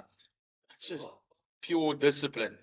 And if you ain't going to do the basics right, it's going to be a very hard and long afternoon. It's good delivery this time from Baron.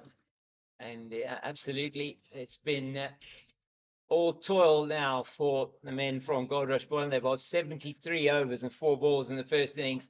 They bowled 86 in this innings. So all told, 160 overs they've been out there for the follow-on innings, and just getting a bit gloomier out there now.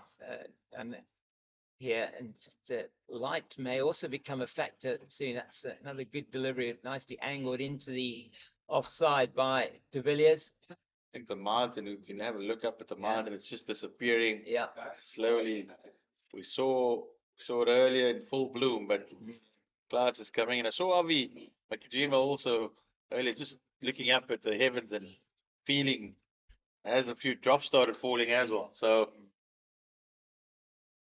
now we start seeing some movement from the ground stuff as well. Definitely drops falling now. Yeah, it's likely that we're going to have a break in play here, which is unusual. This certainly rain was not forecast for today.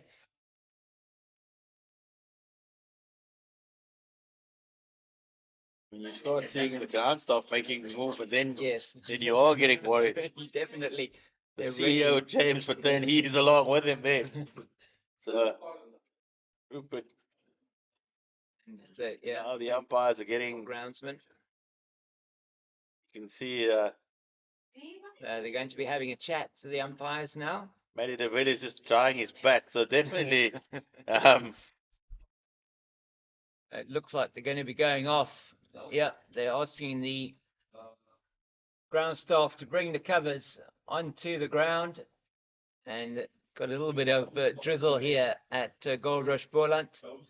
At Boland Park, and stumps coming out of the ground there, and they'll be putting the cover on just to make sure that hopefully when the weather does clear, we can get back and onto the field here. But it's just taking more time out of the day. It just means more likely that this game is heading for potentially heading for a draw, just looking at where it is now.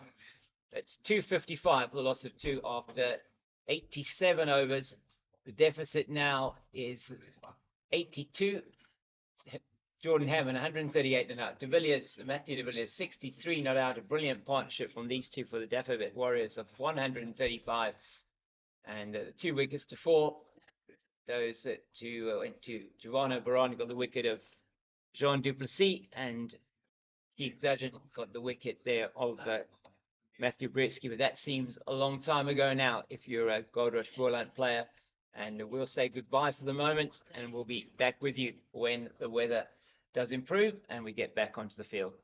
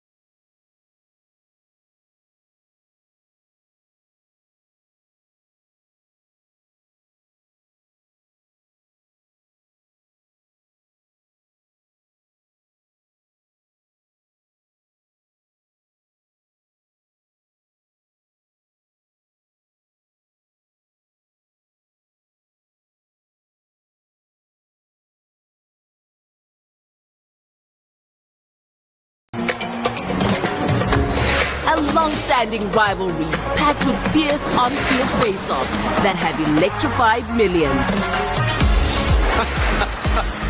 Brilliant. Tremendously entertaining. Loving it. And a rematch over 4 months in the making. It's India who win the T20 World Cup. South Africa are home. It's going to inspire the South Africans immense. Catch the T20 World Cup finalists going head-to-head in 4 action-packed T20 internationals. Live on your world.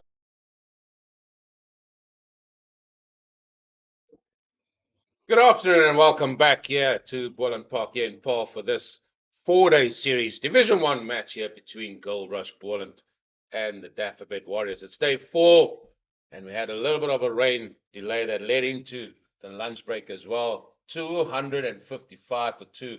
But before we get there, there's another match there that's happening. Later on today at 4 o'clock, it's a match there at the Dafabet St. George's Park. Cricket Stadium in Gqeberha, South Africa, taking on the Indians in T20, and the South African Proteas would want to get back on winning ways after losing the first one there in Kingsmead. And I'm sure they will want to rectify the wrongs that potentially went wrong there in that first encounter in Gqeberha, or at Gqeberha later on. But here, well, we've had a rain delay a little bit, but it's sort of opened up. The new ball has been taken, and the Goldrush Boland team, they've got it all to do to try and prize 8 more wickets. They certainly, potentially the only team that can get any sort of victory from this game.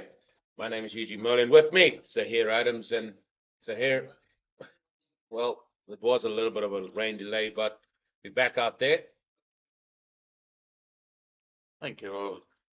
Good afternoon, viewers. Good afternoon, Eugene. I think in terms of the rain delay, it is only favoring the one side, and that is the Warriors. They've done excellently well today to get themselves into that position. And before the break, were wiping away the deficit with consummate ease. And you'd like to think that the little break gave Boland a possibility to just reassess and just think about how they are going to find the breakthrough.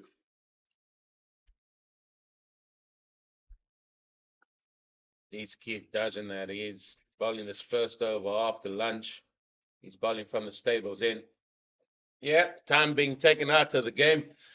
I'm not sure, viewers, if you can hear the sort of the lack of enthusiasm from my colleague here, Zahir Adams. I mean, Ian, the Cape Fox A1 comms, and unfortunately for the very first time, I think in their sort of illustrious career in comms, they didn't bag a wicket.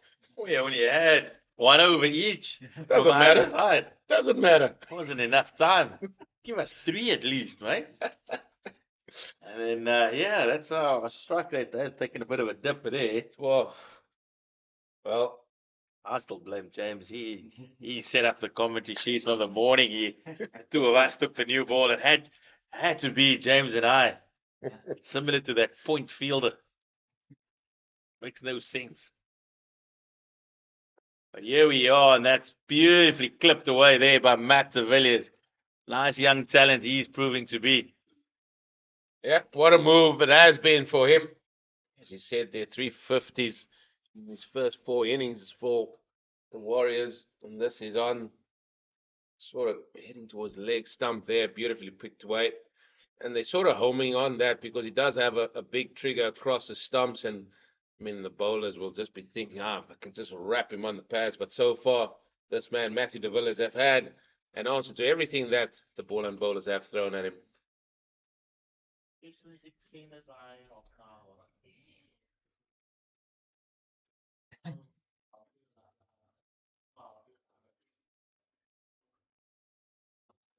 Yeah, I'll just give you an update on the timings, and because it is the final day, the game or the day's play has been extended by an extra half an hour, so they can go right up until 6:30, maybe just after South Africa maybe have scored 2 or 3 tries there against Scotland, as they are playing or kicking off at 6 o'clock later on tonight.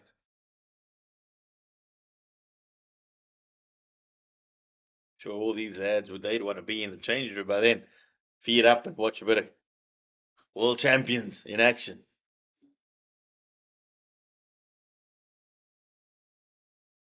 Well, Zaire, what did you make of that first session? In terms of both, let's start with the Dafabet Warriors because I think they probably be the more happier out of the two camps.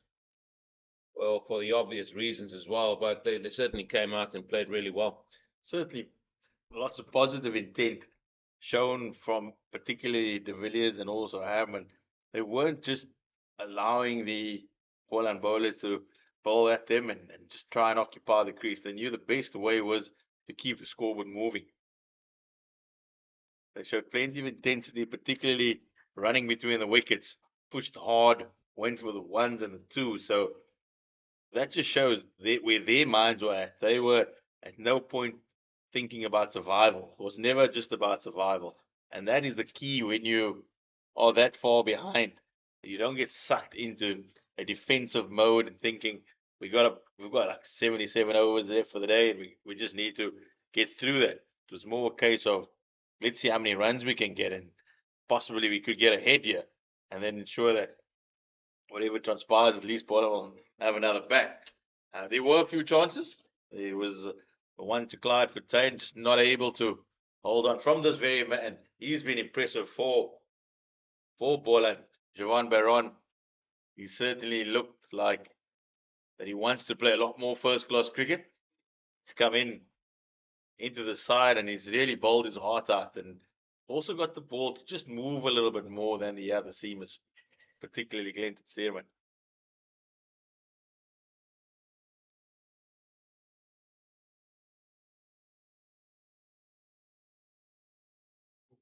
Starts with a full toss, which had a little bit of a weight tail there, so just very much a loosener.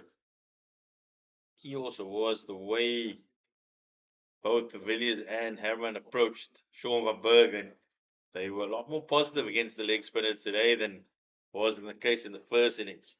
Just forced Sean van Berg to try a few different deliveries, and that's all the ones they were able to score off.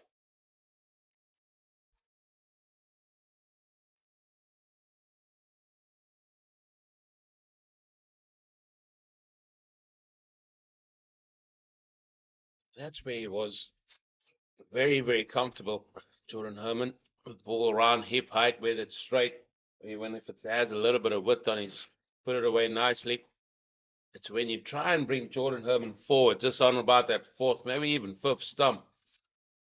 Sometimes he does find or get himself in a little bit of trouble.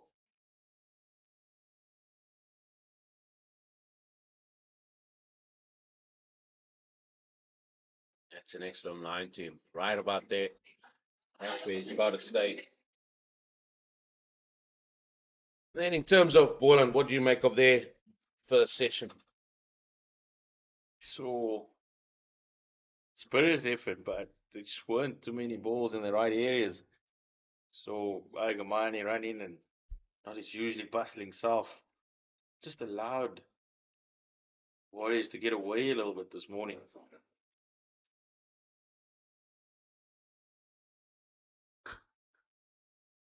That's a good follow-up delivery. Yeah, the runs came a little bit easier than they would have potentially liked. Couldn't make a breakthrough at all. So the Warriors got through that first session, albeit with the help of a little bit of a rain delay as well, with no wickets lost and two men well and truly set.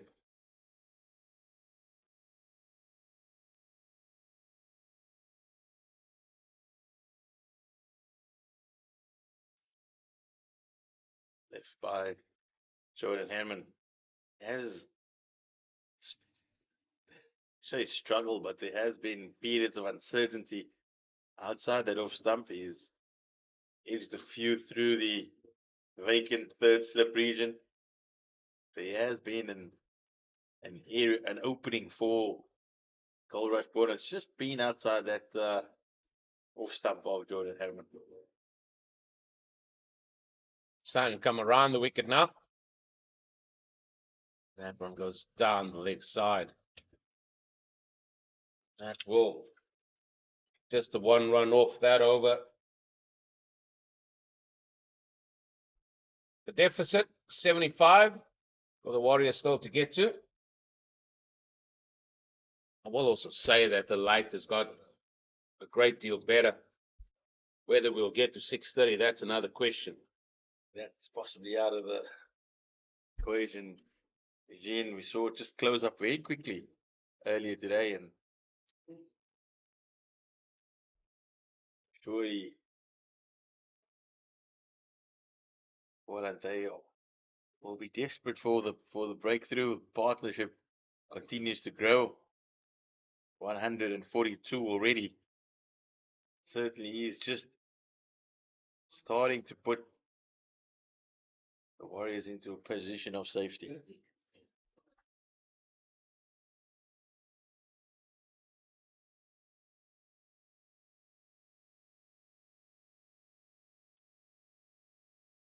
Going straight again, and well dealt with by Matthew de Villiers, former Wynberg boy, moved up there to Becher, sees his opportunity, and that's what you want younger players to do. And when you get these opportunities, wherever it is, whether it's home or away, you've got to try and seize it with both hands.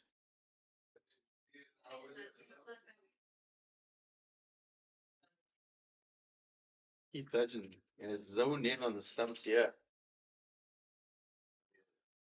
Got a little bit more through the air earlier when the clouds cover was at its best to take the ball away from Matt de Villiers, who's shown that he's willing to throw his hands at it if it is on offer. I'm going to throw something at you here, Z, and I sort of mentioned this earlier this morning when we looked at the pitch. A little bit of indecision, but they got through quite nicely. Why don't bring on Sean van Berg just for a few overs, go around the wicket, just to see if he's going to kick it away or how they're going to play it. To the right hand. I know you're taking leg slip out the way, and people will say, yeah, but you were going on about the other day about seamers bowling over the wicket and where the ball pitches, etc. But why not? Why not go around the wicket and see, is he going to kick it away? How are you going to play? Or are you going to keep playing your shots? Because you know Matthew de Villiers don't like to be sort of just settling. It's beautifully played again off the hip. I'm just trying to think of anything outside the box of what you can do with what the armory is here of Boland. He's in interesting theory there because there is a little bit of rough outside that leg stump. And as you can see there, Ayagamani, he's doing his little bit of groundwork there. So I have to try something. I think that's more the key to it, is that doesn't have to be for long, just a couple overs. That's what I'm saying, yeah. Just a couple overs. Beautiful delivery. It's that being the best ball of the morning. At least we're in the afternoon now, but Keith Dudgeon, just out of nowhere, just gone past Matthew de Villiers outside edge. Yeah, definitely movement off the seam there. Maybe it hit a divot. One of the divots have been sort of on this pitch from day one. An excellent delivery. Again, has brought about a change as that there. Kamani goes across from the onside to the offside.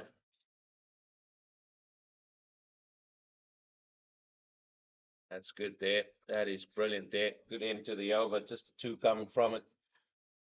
264 for 2. Yeah, just something, as you said, outside the norm, just going there. I'm more interested and curious to see how they will play it. 2 men that don't like to be bogged down. The great late Shane Warne used to do that as well. Even when they had wickets, he thought, I'll still go around the wicket. So Siobhan Moran's going to come around the wicket to the left hander now. Feel that it's It's again the gap between first and third slip.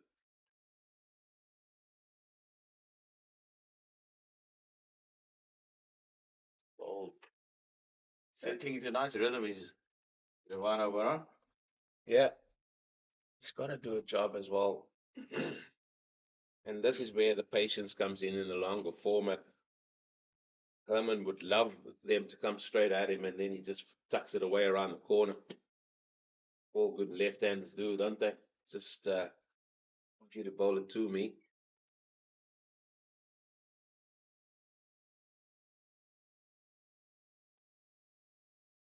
Just a tad too straight that. And again, just playing it from the crease, which suggests that length wasn't just full enough. We're talking about Jordan Herman as possibly one of the up-and-coming young batters in the country. Seen him play some SA 20 as well. He got 100 at Newlands last season. Started the 4-day comp now with a 99 and a big 100. Yeah. No, that's bread and butter. It has been for his entire innings so far. Jordan Herman stands tall and punches that through the offside. Does he start being spoken about in the test squad, and does he start coming into the equation?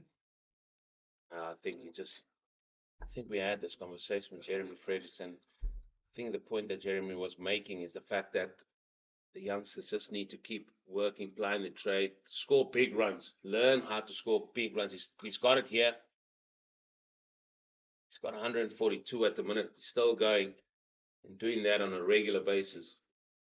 And that way, with just sheer weight of runs and performances, that way you get your way in. Don't let it be too early. I know we all want to play and represent our country. Herman is no different. It's just got to be right, but he knows he can get there and stay there for a long period of time. The worst thing that can happen, you put him up there and then through lack of performance finds out, and then he's got to really work hard again. The reason why I ask is that there has been great debate that the South African top six is very right-hand orientated. They Markham, Mavuma, obviously Dezorzi up front, but very keen on getting a left-hander up in the middle. I know he opens the batting in for the Warriors, but he could easily slot in at 6. That's an all different debate, that one, with do you want a left hand, do you want a right hand? You just want somebody that gets the performances on black and white, and has he got the sheer weight of numbers behind him to sort of be rewarded with that Protea call-up.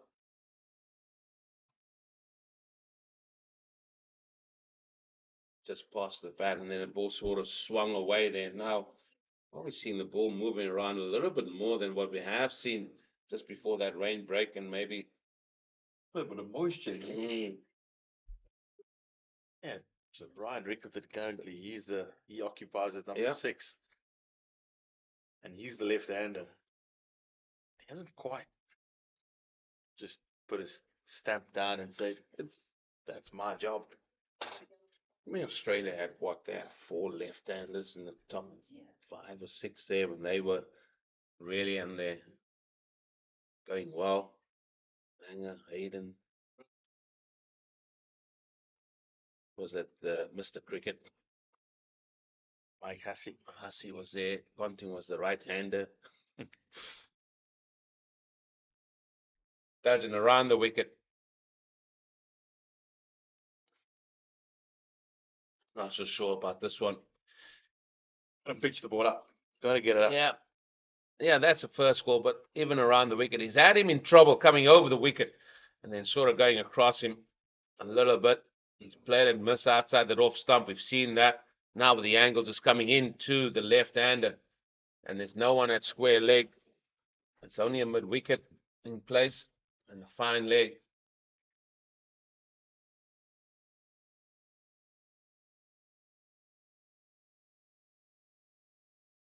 Where has that come from? Almost sneaking in there. Showed him a hand when he's faced 284 deliveries. He's seeing it as big as a watermelon. Fantastic delivery by Keith Tudgeon, slipping in the Yorker. Herman just able to keep it up. Maybe it's a fact that every one of the Goldrush Boland fielders has got a peak cap, have turned it back to front, maybe for a change in fortune.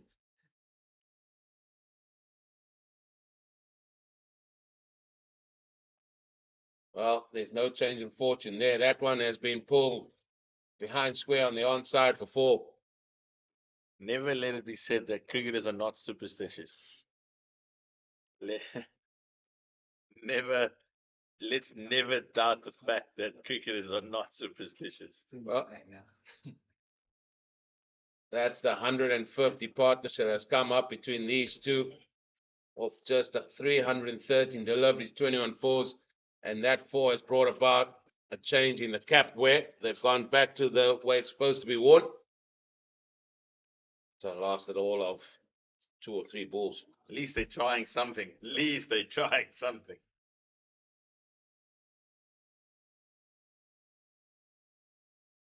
That's an effort ball, and with that effort ball, umpire Takmut Mokere. I feel that Keith Tudgeon might be 2 centimeters shorter after this spell because he has certainly bent his back. Kicking lead. Omokorosi.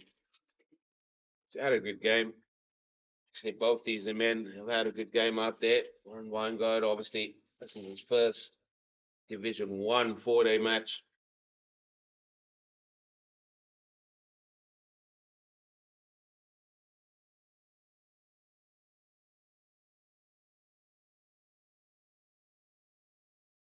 Get Sean on around the wicket.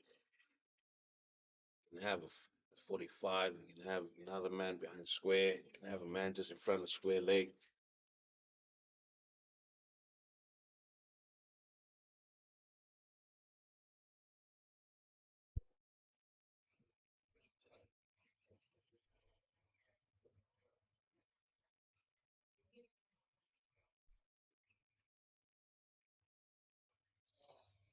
Again, oohs and ahs, but that has been clipped off the legs. Peter Malana having to do all the work here on fine leg, but they come through for 2. Over. Completed. Over number 92. 273 for 2. As you can see, the clouds just clearing up nicely, and a bit of an intermission earlier. The rain has come and gone.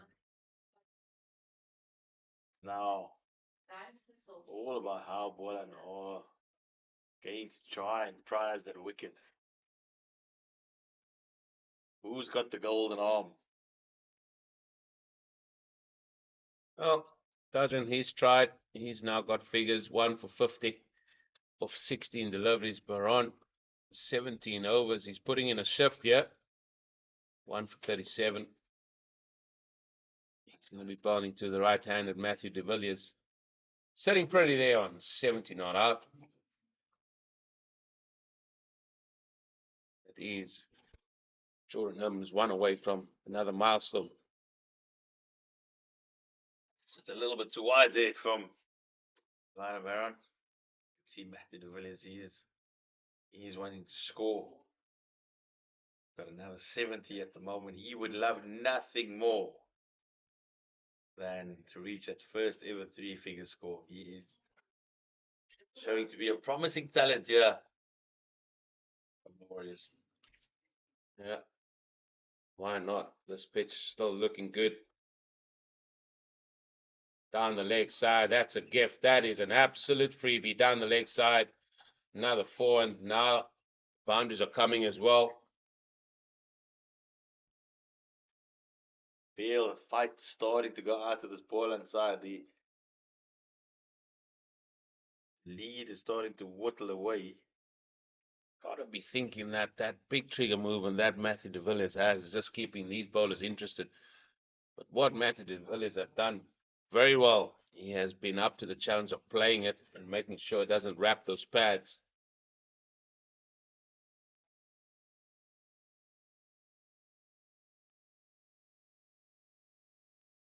ball. Dead straight.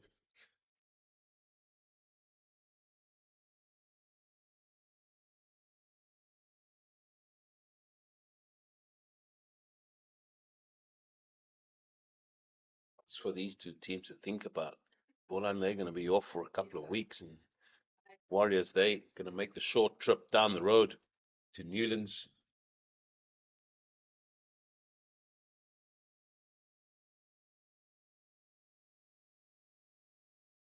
Up on the onside. Just like him to just hover outside and off stump a little bit more. No, it's a ploy here to go straight, but the situation is dictating something else here. The deficit now under 60, 59. And on strike, Jordan Herman, 149 not out. One single away from that milestone. His next one, in fact.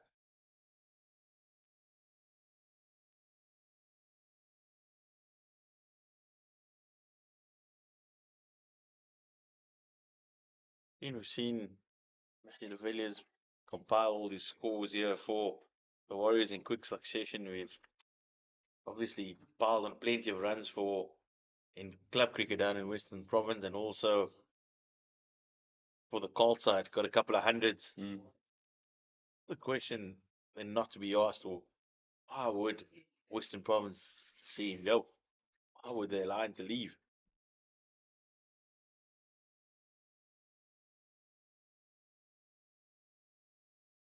Hasn't played prior to leaving for the Warriors. He hasn't played a single List A, T20 or first class game. But yet his numbers really stacked up at club cricket and also in the Colt side. How would you allow somebody who's showing that much potential? He's only 23 years old. How do you allow him to leave? Maybe just to add to your question to me is the fact that he's been in the system for a while in terms of academy, and you're sort of grooming him in that academy. I don't have an answer for you. See, I don't know that that's an answer or a question you potentially could ask the hierarchy and find out what their thoughts were. I think we got to take it possibly.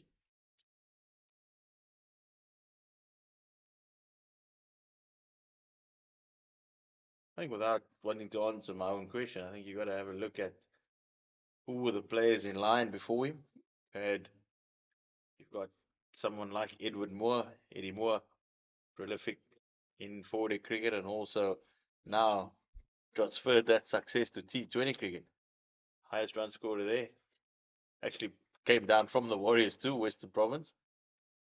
You've also got someone like John O'Bird.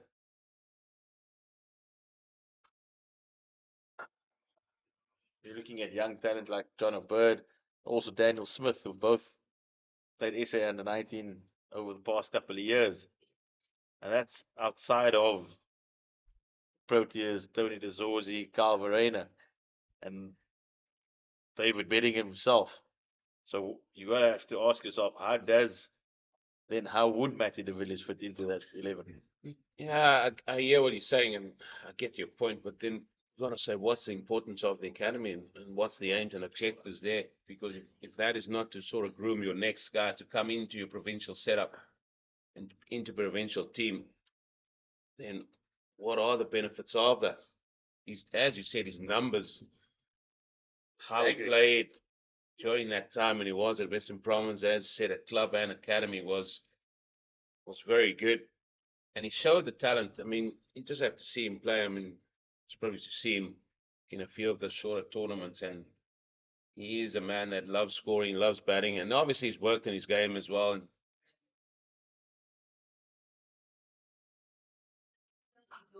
as well played again.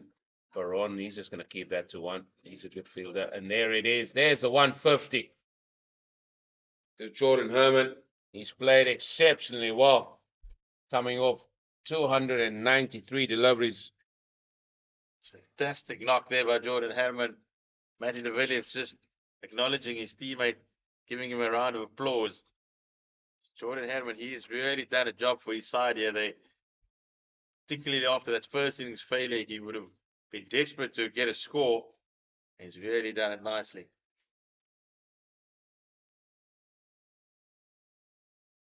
That's a beautiful shot by Matthew de Villiers through extra cover. Has that moisture.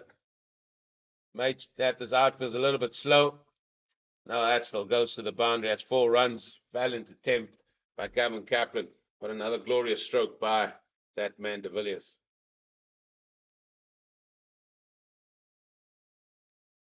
The other thing is, you've invested years, 2-3 years in a player like him at academy, and maybe just give him that opportunity as well. Why is we just developing our players to go elsewhere? Maybe rightly or wrongly, who knows? Well, what he has done, he sees his opportunity. That's what he has done. Absolutely. And sometimes you have to make the move to get an opportunity. 100%.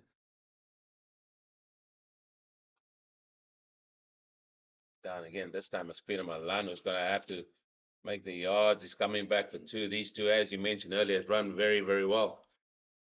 And that's another over that comes to an end.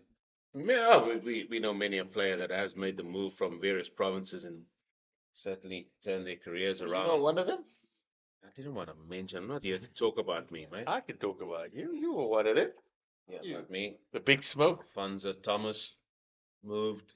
Charles Langerfeld, Charles Justin Langerfeld, Ontong. Justin Ontong, yeah, Garnet Kruger. You were a whole crop, weren't you? Stayed in the same house. Oh no, that must have been Messi. Absolute Messi. Lionel Messi, that one. Yeah, there were several players. I mean, Claude Henderson came up there, played for a while. Left off spinner. James Henderson, Northwest. Was that all Shukri's boys? Was, yeah. Yeah. It was. He's coach of the Highveld Strikers at the time, weren't they? No, well, it was Strikers before. And then it changed to the Highveld Lions.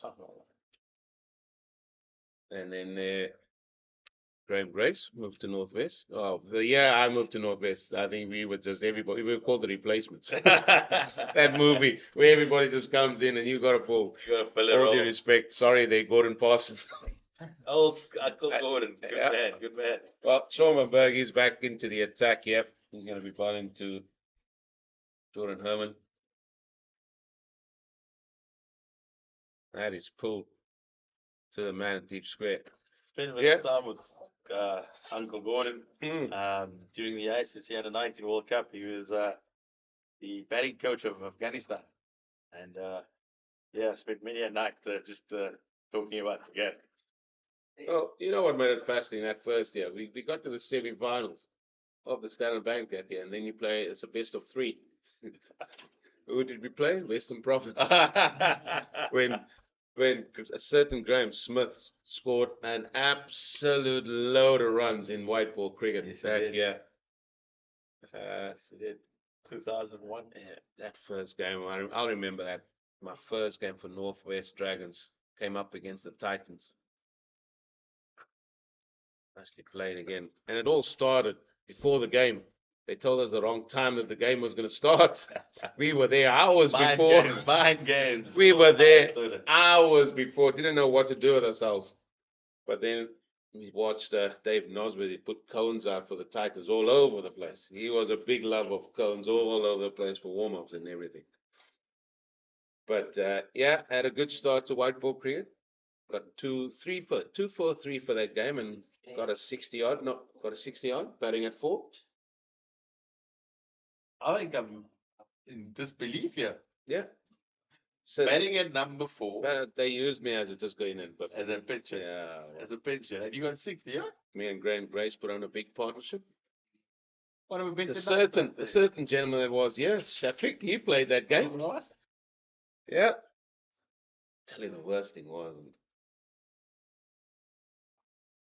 Steve Alworthy played. And he came on for his second spell.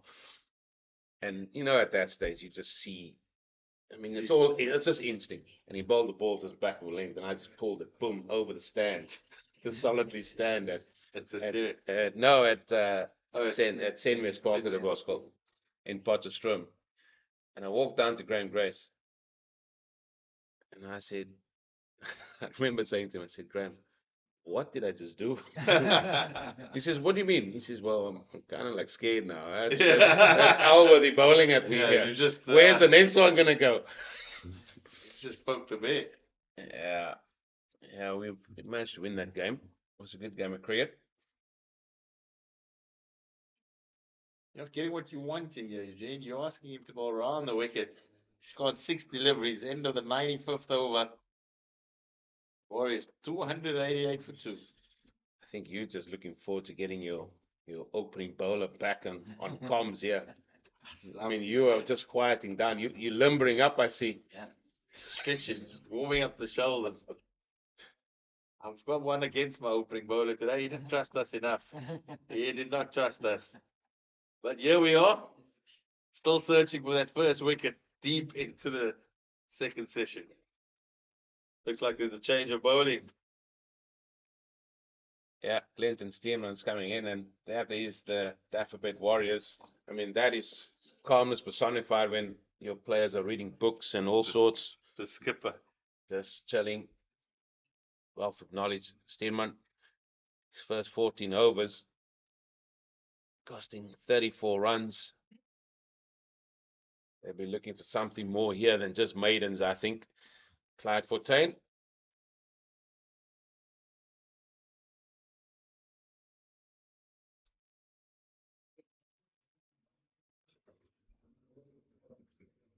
I think Clinton Seaman, he's going to bowl wicket to wicket here and run in and just try and sneak one through the pads. I'm gonna go and say I don't think he is, because looking at this field, he's got 3 men on the leg side.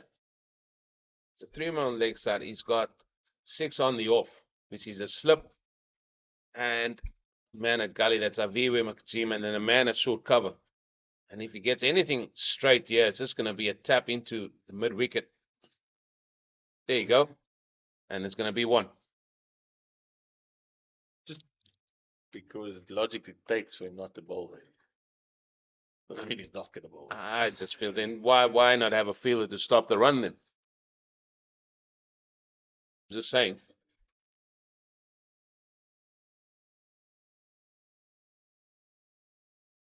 Oh, he's going to go around the wicket to the left-hander. So by your theory, he's still going to go the straight route. I think the left-hander might be a little bit different. I think if he doesn't want to give Matt de Villiers a little bit of width outside the off stump, because he knows that the hands just come into play. Great bit of fielding there. That's the 12th man, Blake Capel. He's on. And they've done so well for the Badgers. Winning a batting award for in Division 2 there. He's made the trek down here to Paarl.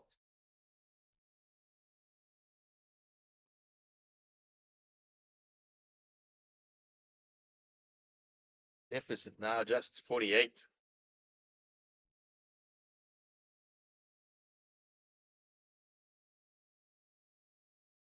The Jordan Herman, he's quite comfortable. Well, you 3 balls away from your spell here, Mr. Adams. I'm sure you proper loose, proper warmed up, ready to go for a little bit of a blast for about 30-35 minutes. One more from the stables in. Will come in.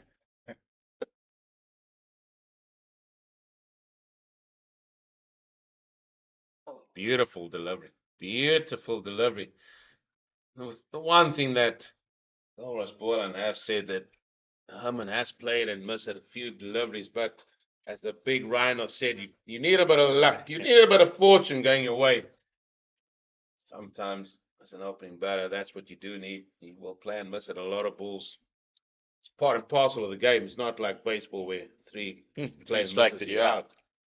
Jordan Hedman's top first class score is 187 not out. So he's certainly keeping an eye on that one. So you've started the chirp, you started the sledging already before you even started your bowling spell. Clinton's team are not happy whatsoever. Felt that Jordan Herman just walked away a little bit late there.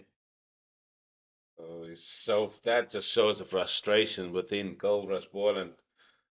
Tamakorosi just asking very politely, just calm down. Happy days. Oh, is he gonna have the mist?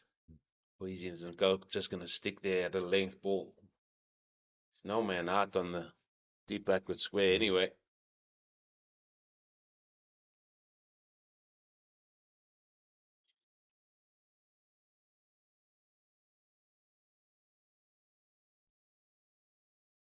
That's good cricket from Jordan Herman. Just the worst thing a fast bowler wants after being sent back to bowl another delivery is just tap and go. But that's Eugene Molan. He's going and he is out of here. And it is Kate Fox will joining us for the next hour. I've been doing my limbering up there in the background just to make sure that we get our bowling partnership working here.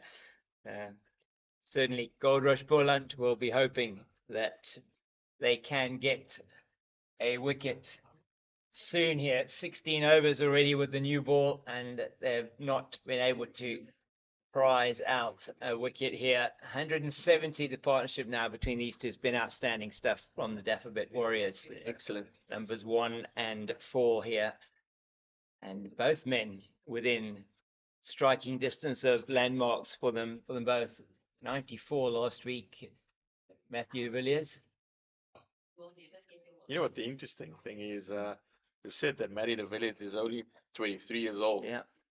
Jordan Herman's only 22. Yeah, exactly. So and it feels like he's been around forever.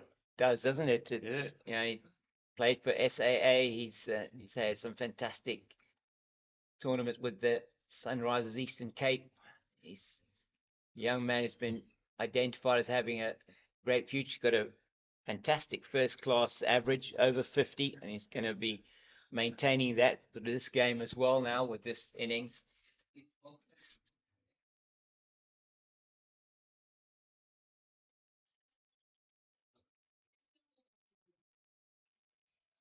Oh, he's got him. He's got the breakthrough, Sean van Berg. The finger goes up from Warren Weingard, and it is Jordan Herman that has to go. He's been trapped in front once again by Sean van Berg, and what an innings that is from him. It comes to an end. 152 of 306 deliveries, 15 fours and 1 6. Brilliant innings by Jordan Herman. Fantastic innings there by Jordan Herman. He's been superb.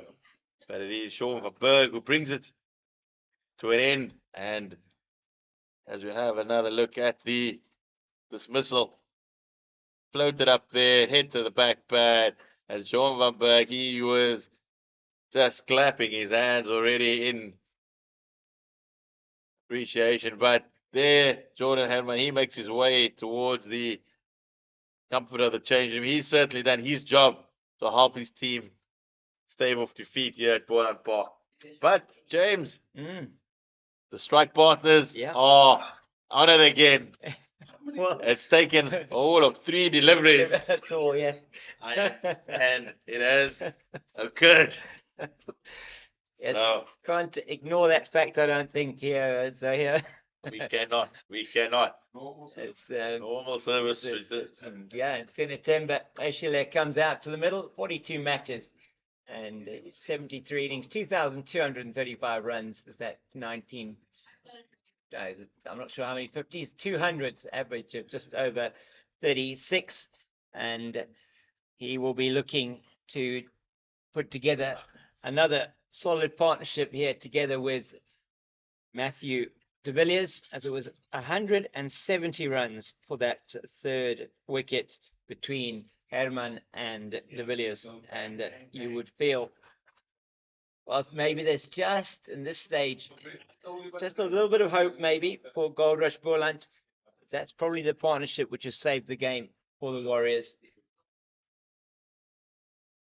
But to the new man, they're not bringing any attacking fielders in, just the slip. back is Gashile. You just say that what may happen here is we've seen this happen before. One wicket brings another one potentially here in the middle order. That is certainly what Paul have been hoping, where they've gone bang bang on a few occasions. Now, James, you got to feel those Yeah, new no, batting. I know, exactly. Get some Yeah. fielders around the bat. I'm just looking at that shot there from Gashile, and they still don't have. They should have a man in there, in front of his nose. Just get people around the bat. I mean, deficit is still 47. You're still ahead of the game, Goldrush Boland, despite that phenomenal partnership and that brilliant innings from Jordan Herman. Get some fielders around the bat. Yeah, that one's shortish outside the off stump, and he lets it go wisely there. Gashile, he'll have a chat now with his partner at the other end, Matthew de Villiers, himself looking at a milestone potentially here. He's on 84. He's batted exceptionally well, 174 deliveries. He certainly has increased his scoring rate. Strike rate at one stage was only 25. As he was just surviving, it felt, through most of yesterday afternoon to the evening. And he came out this morning, and he's really played positively. Very impressed with the young man. Absolutely, and he doesn't want to be ruffled by the dismissal of his partner. They've done really well together. Just got to feel, boy, they've had a sniff. Yeah. Get some helmets on.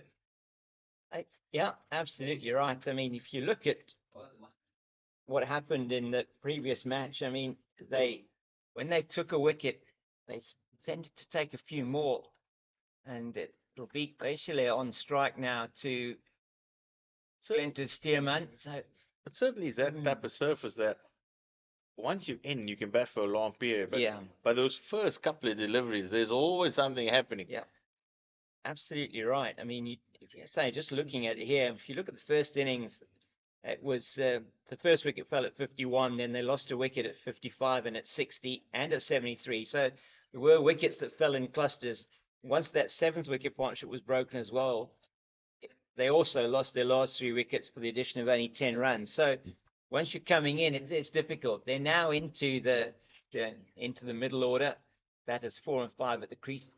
They can get another wicket now. Two right-handers at the crease.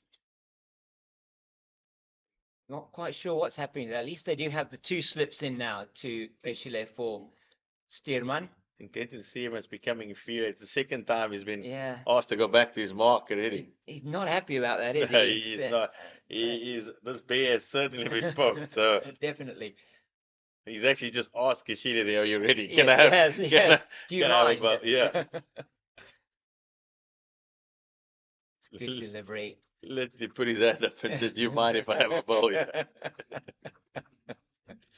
Oh, Yeah. that's what happens. 4 days in the Love field. Love it. Yeah. Temper's a bit afraid. Body's a bit tired. The body's sore. Don't ask me to run in for a delivery. I don't have to bowl. Then you pull away. Yeah. Yeah. Just got the breakthrough. Got a new batter at the crease. He wants to. He did make him play outside the off stump. That's what he wants to make him continue to do. And he didn't make him play on that occasion. Well left by Gashile. And I'm sure the message to Sinetemba there would have been clear. Just come out there. You just bat. Make sure you get yourself in. Just add to this particular situation and get us around, get us over the mark, get us past that deficit of 337. Still 46 to go. It's been a fantastic batting effort in the second innings by the Warriors. Nice bit of a nip there into the body of Gashile. He handles that very well. So you were talking earlier on with Eugene just around Matthew de Villiers in terms of just an example of the nursery of cricket that exists here in the Western Cape. And I think we were chatting a bit about it on air, I think a couple of days ago as well, as just how many fine young cricketers are produced here. I mean, you have that probably in every province, but it's good to see and getting the opportunity at first class level. Oh, that's an absolute perler. That was a Yeah. Jaffa. That was a Jaffa. He's just probably feeling aggrieved he didn't get the edge there. As we look at this one again, he's steaming in. Balls it from wider of the crease that time, and just coming. He has to play it outside the off stump, and just fails to get the outside edge. So that's what Goldrush Boland have been looking for. You know, Clinton Stevens bowled without much luck. He has Yeah. gone past the outside edge of the bat on a few occasions. I would agree with you. He certainly deserves a little bit of luck here. That one just too straight in that occasion. And the end of another Glenton Stearman over. You feel that may well be his lot for that spell. You never know. So Gamani warming up earlier, so Yeah. keep coming. That's the big man, Yeah. Mahima. Him with Akona Mnyaka there with him. Left armour. It is. And yeah, we'd expect to see him as well. Possibly Some point playing here, for Goldrush Boland, maybe not here and in their last match, but when they do start to travel around the country, But more give the seamer friendly opportunity. conditions. Absolutely, and they do have some depth in that department as well. Von Berg is going to try and prize out another wicket here.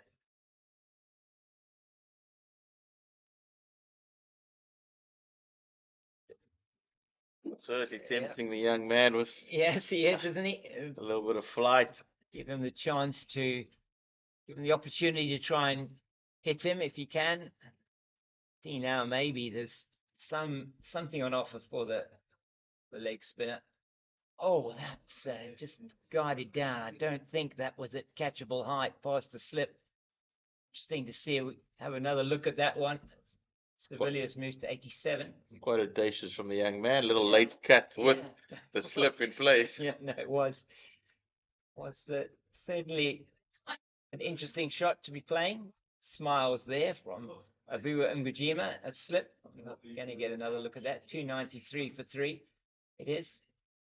De Villiers just 8 runs away from his highest score in first class cricket and 13 away from a well-deserved 100.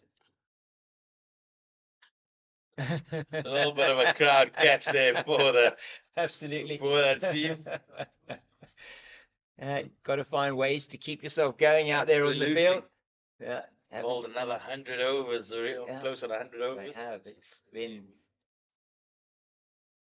a mammoth effort from this Goldrush Boland team. So this is 170 odd overs with the follow on that they've bowled, and they've been bowling since lunch on. They still lunch on Day day 3, is it?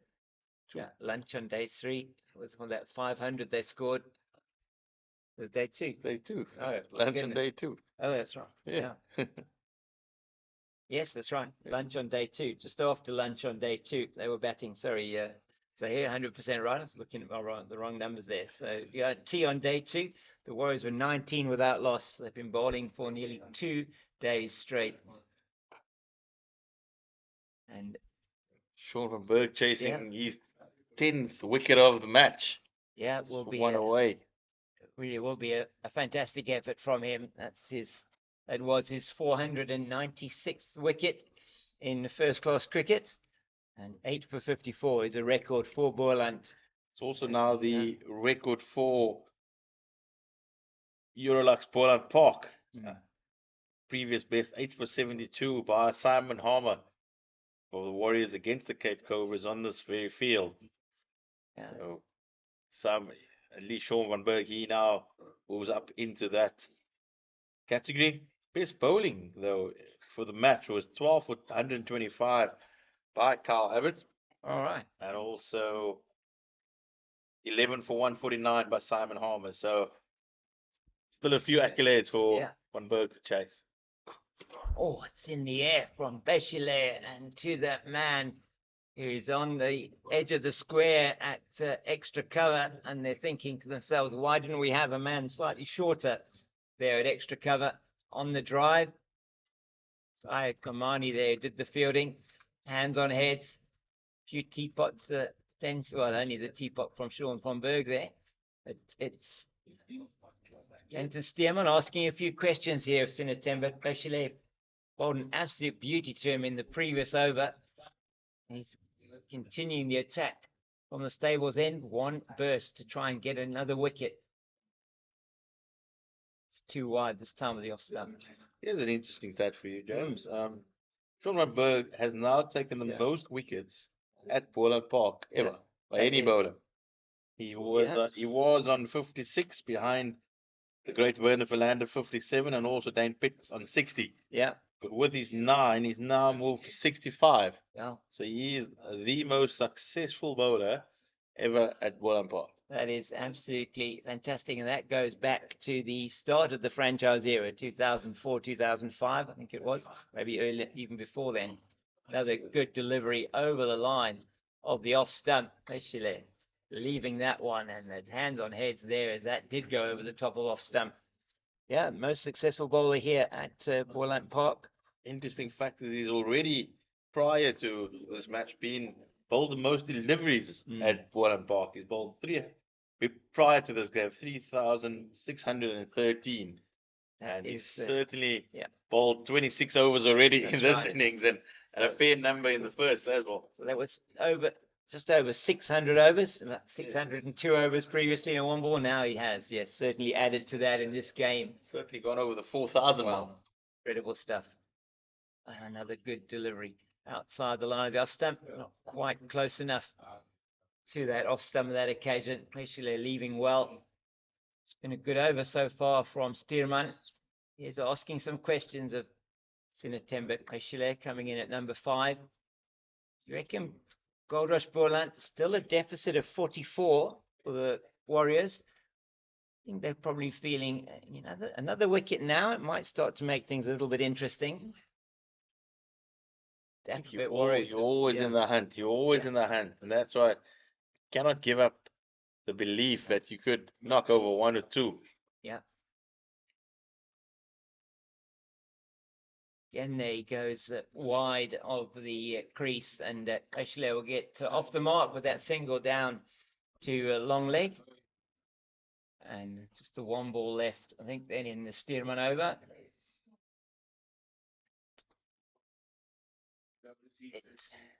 I'm sure that Sean van Berg will be wanting to bowl to Sinetemba Koshile at the beginning of this next over.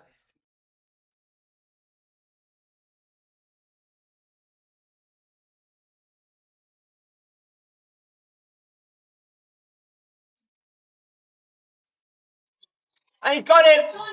That is a brilliant delivery outside the off stump, and it is the end of Matthew de Villiers, and that is a huge wicket for Goldrush Boland. And there is the joy and the luck that Glenton Stearman was hoping for. Matthew de Villiers, he has to go. He is devastated. Absolutely. We've said that Glenton Stearman just needs a little bit of good fortune. Matthew de Villiers, he is absolutely heartbroken. He has been there for over 258 minutes, almost 5 hours at the crease.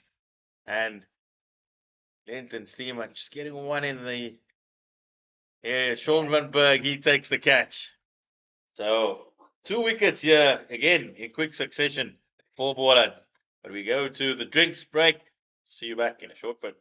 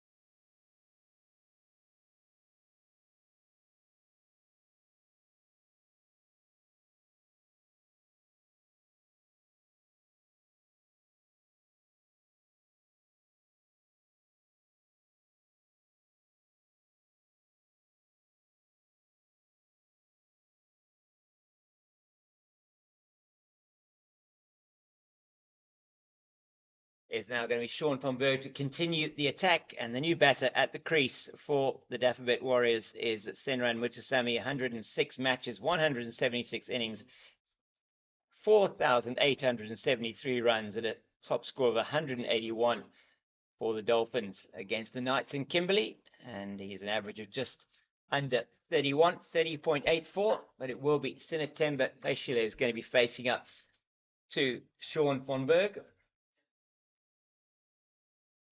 And just defensively back. And it's now 294 for the loss of 4 with that wicket of Matthew de Villiers. So Herman and de Villiers sharing a partnership, a brilliant partnership of 170 between the two of them.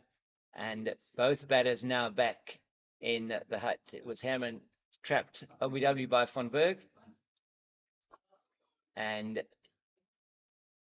then de Villiers in the last over from Glenton Stearman. Last delivery of his 17th over was cooked in the slips by Sean van Berg. And just an opening here potentially for Goldrush Boland.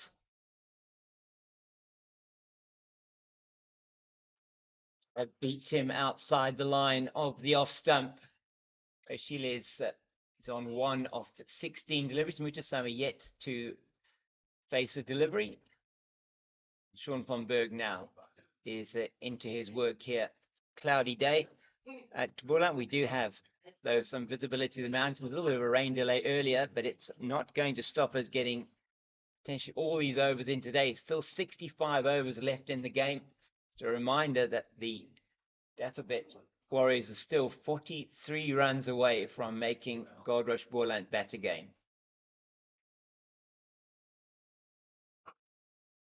It's the googly this time from van Berg.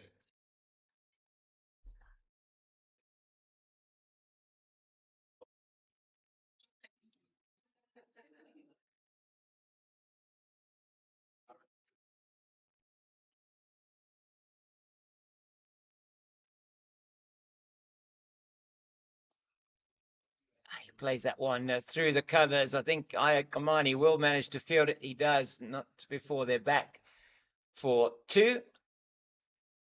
Eshile moves to 3.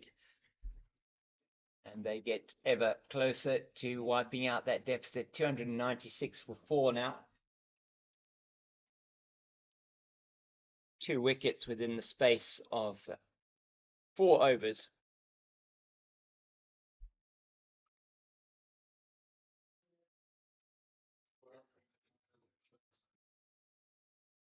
Which is Sammy on strike for the first time. No, it's not, still Eshile. And just plays that one just off the bat. Goes a oohs and ahs from the Goldrush Boland fielders. And it will be Mutasamy who's going to face his first delivery now. It will still be Glenton Stearman. Felt that he might come off after, in fact, before that over in which he got the wicket. But he was rewarded with the wicket of Matthew de Villiers. De Villiers for his second highest score in first class cricket, 87. The young man has scored 3 50s now in his first 4 innings at first class level. Part of that excellent partnership of 170 between himself and Jordan Herman.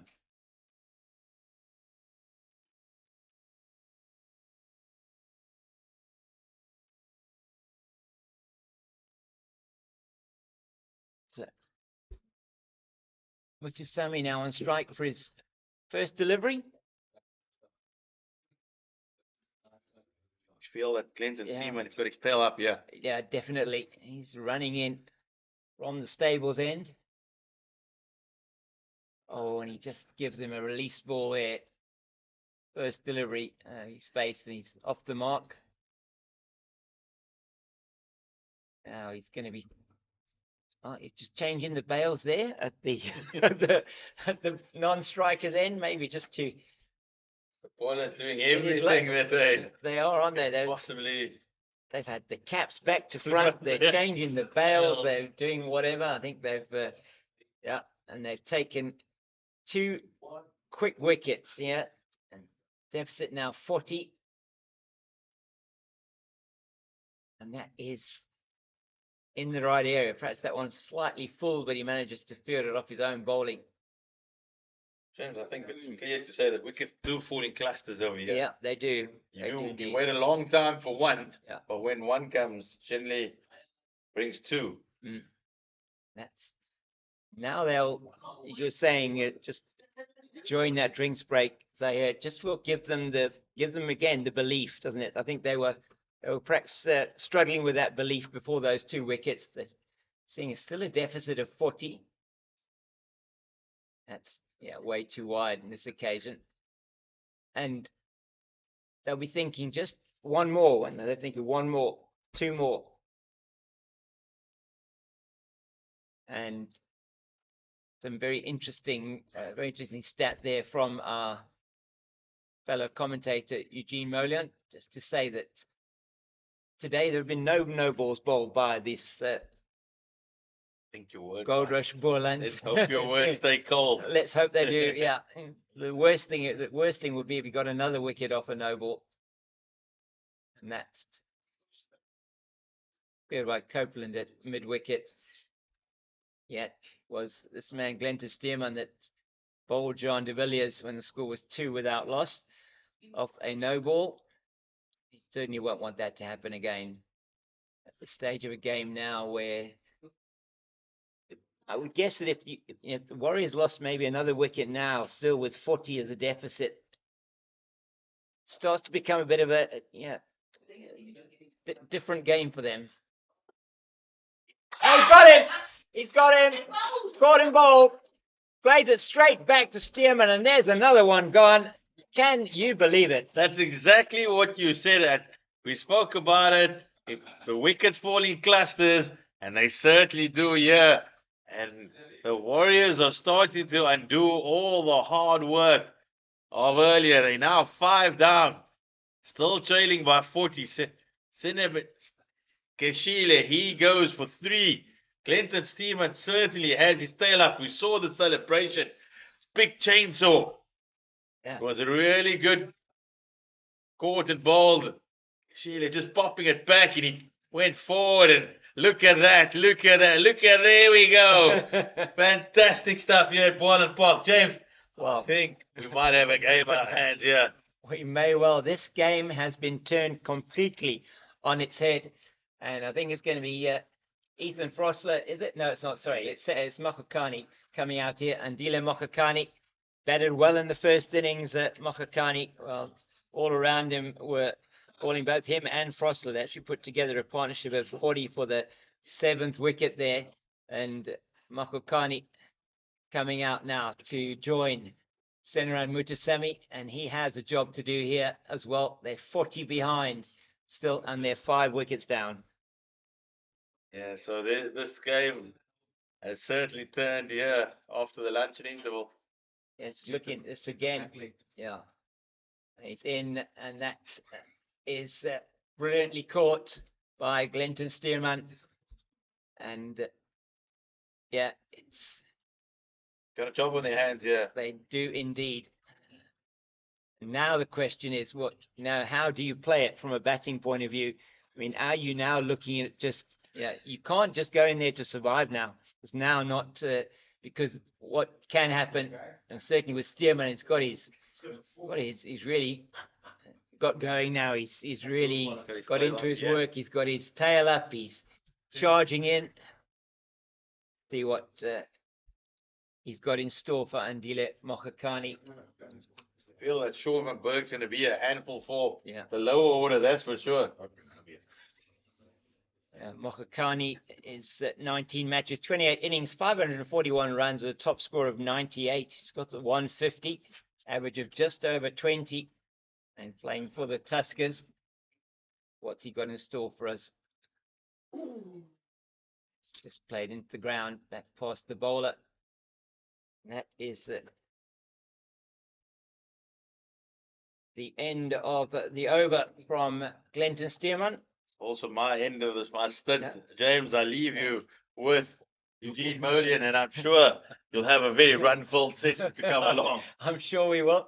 We've taken 3 wickets in that half an hour that we were on there, and I think maybe the Goldrush, Boland, maybe the coaching staff there are feeling it was their wicket walking that did that, because they are out there against the just under the scoreboard, taking a bit of a walk.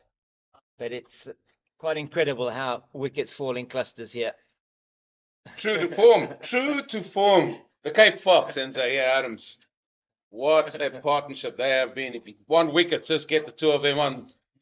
But yeah, this game has slightly been turned on its head here. Deficit of 40 runs still for the Dafabet Warriors. All started with this man, ball in hand, Sean van Berg, getting rid of Jordan Herman. Then not so long after that, Matthew de Villiers edged it to first slip. Again, Sean van Berg, he's playing a hand yet. Why don't you have somebody around the corner?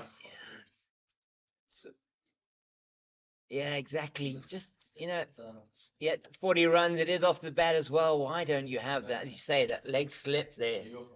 Maybe they'll think about that now. I don't know. I mean, now's the time you should be going on the attack, definitely. I mean, you've got everything to play for. You get rid of one of these now. You bring in Ethan Frostler to the wicket. He did bat well in the first innings, but you need to get one of these two batters out. Just get into the tail. Mutasami, he can hang around, definitely. Yeah, he's shown that he can bat long spells, but just it will stop Mutasami just going on the front foot and just sort of playing defensively. If you have a man round the corner, sometimes you're very reluctant to sort of sit back a little bit. Here he goes back in the crease again. Looked like that one was the other one from Sean van Berg.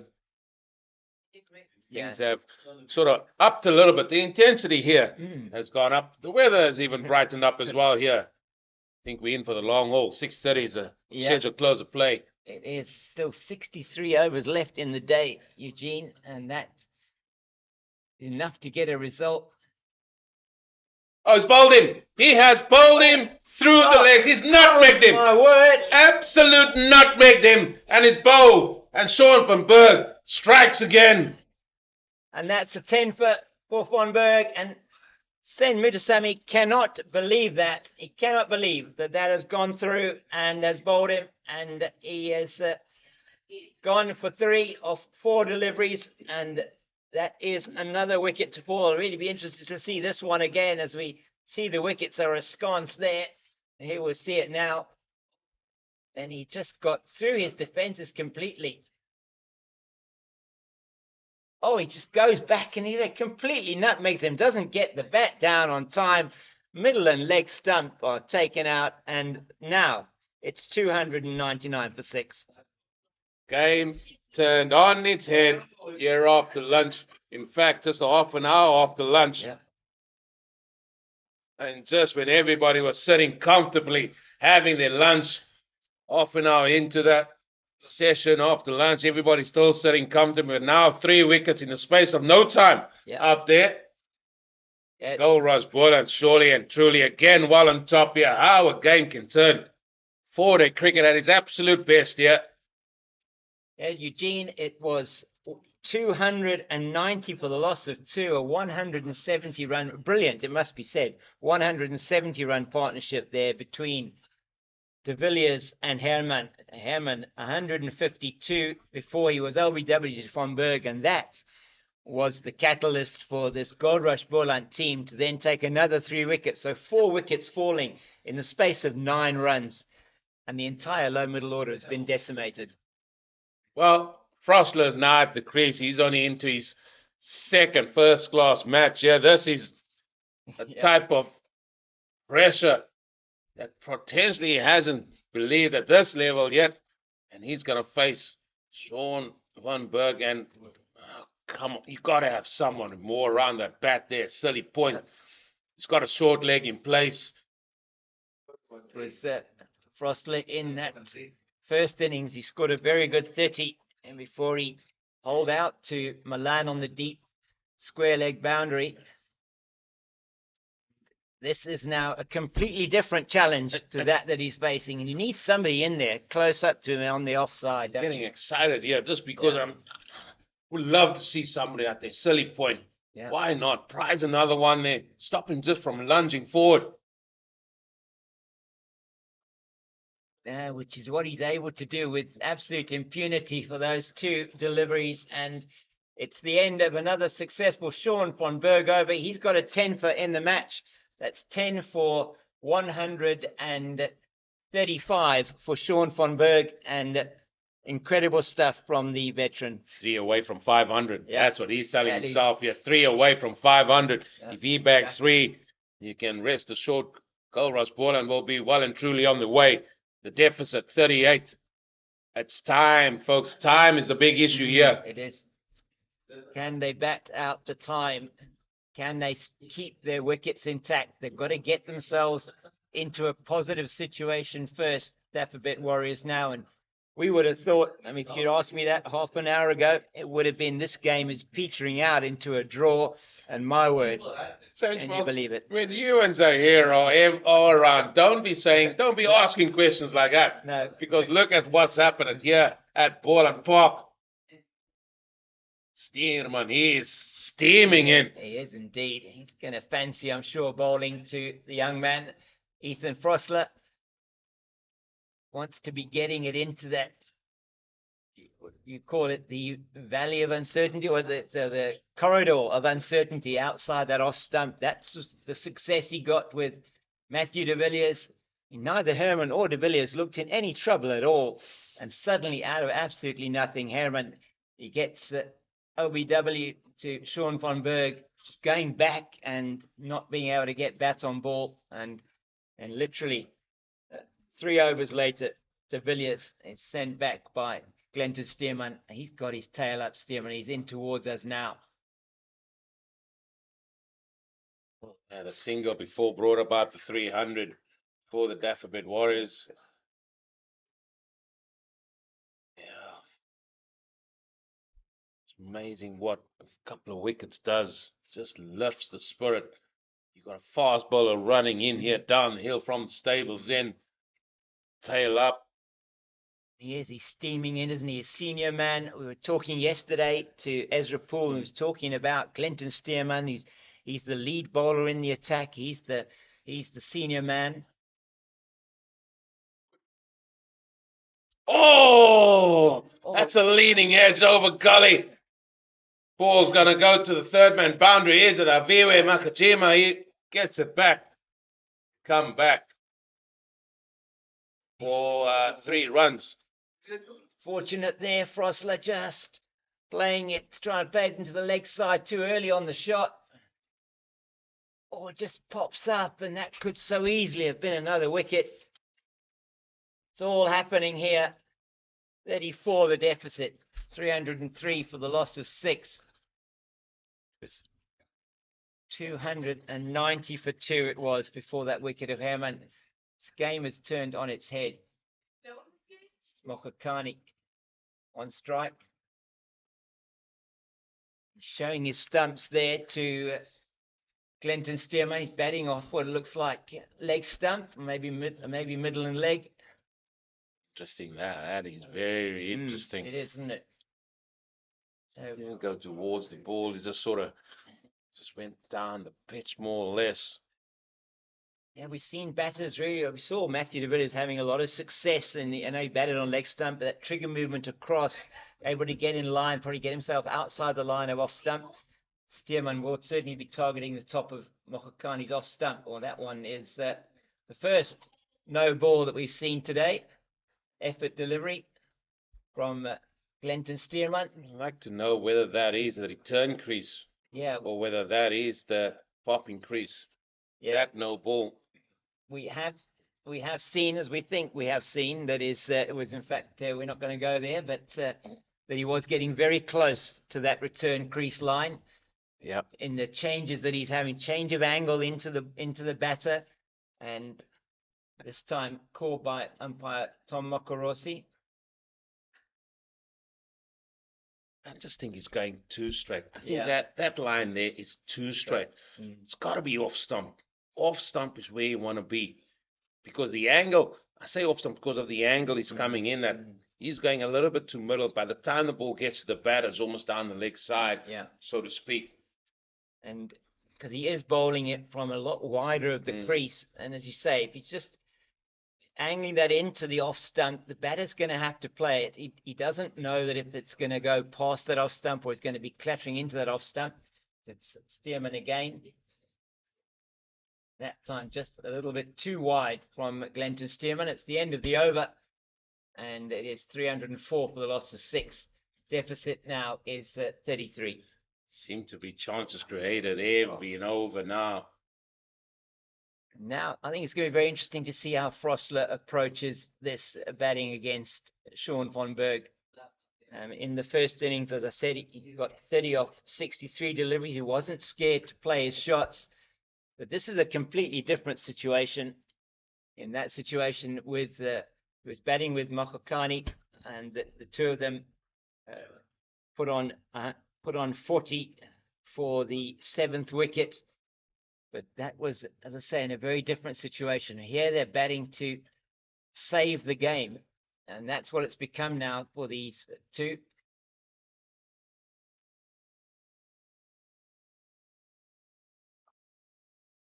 Yeah, where is that man in at silly point? Well, he's going to get a silly point, but he's come from short leg. Yeah. So he's certainly not going to be trying to bowl too well. Maybe he is going to be bowling it straight. It brings the LBW into play. Does bowl a little bit straighter.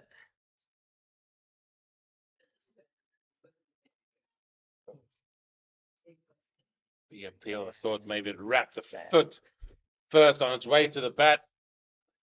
Umpire Warren Weingard not interested. It was really a polite inquiry more than anything else. Von Berg is going to ask questions here, no doubt, of these two batters.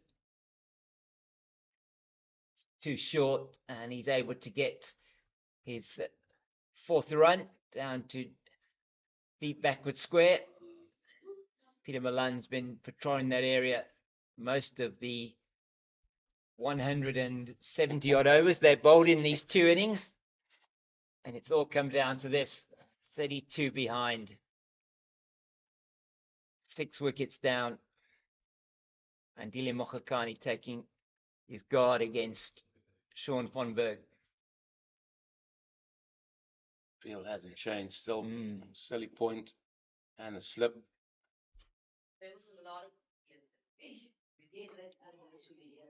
Hours and hours as that ball gets pushed out to square on the offside. Well, this is why we love 4-day cricket. It's what we come here to talk to you about and to enjoy, just the ebbs and flows, the peaks and troughs.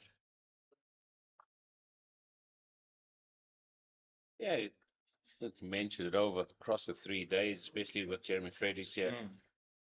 You'd just be sitting and thinking, we're in a good space. Yep. Nothing can go wrong. Happy days. 2 batters going well. We saw it last week where the Goldrush Boland were 180 for 3, a tee there on day 2, and we thought, happy days. They're just going to keep going, and then all of a sudden get bowled out in that session. And here, 4 wickets in no time.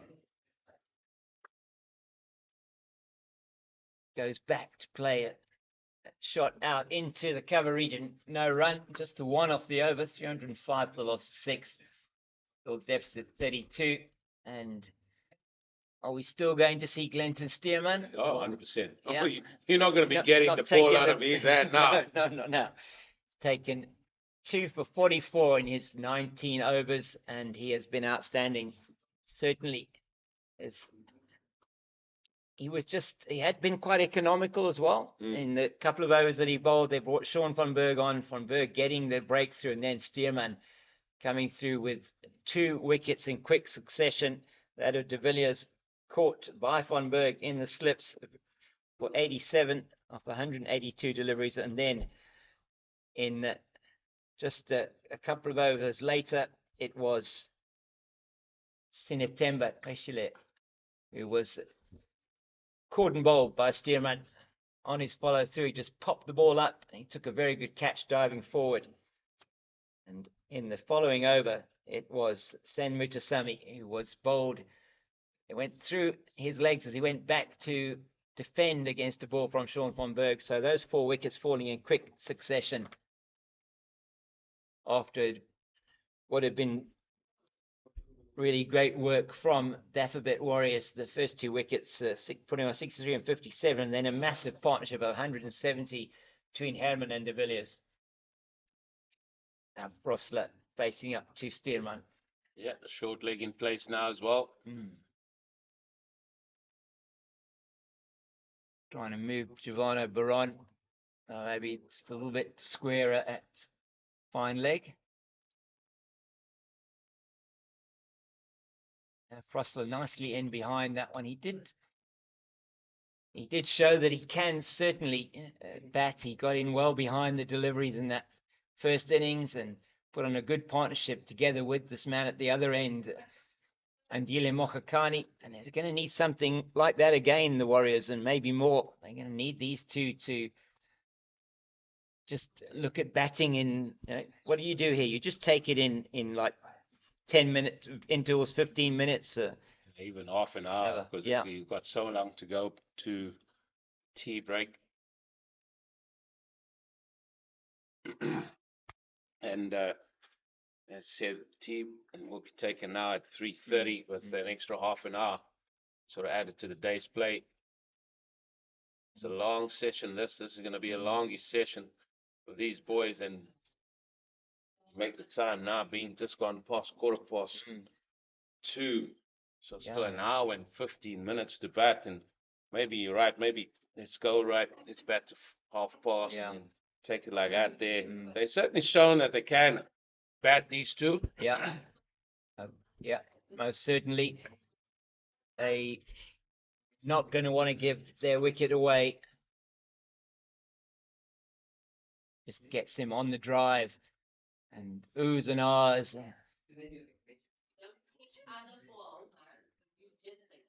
And so we see Aya Kamani warming up. Perhaps he is going to be replacing Stearman at the stables end. Certainly don't think you're going to get the ball out of Sean van Berg's hand either now. No. Give him the opportunity to just work on these batters, 2 right-handers.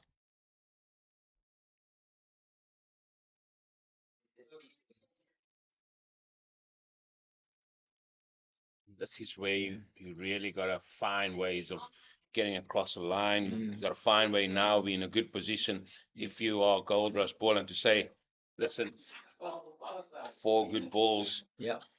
And whatever, if there's still a deficit, happy days. If not, then go about and do what we must do. But the Dafabet Warriors, they have shown that they can bat for long periods of time, especially these two, from what we saw in that first innings. I mean, what you're probably not going to get from these two is just that confidence and certainty that you saw with de Villiers and Herman. Still early at the crease. Frosler facing now 13 deliveries for his 4, Mokhakani 9.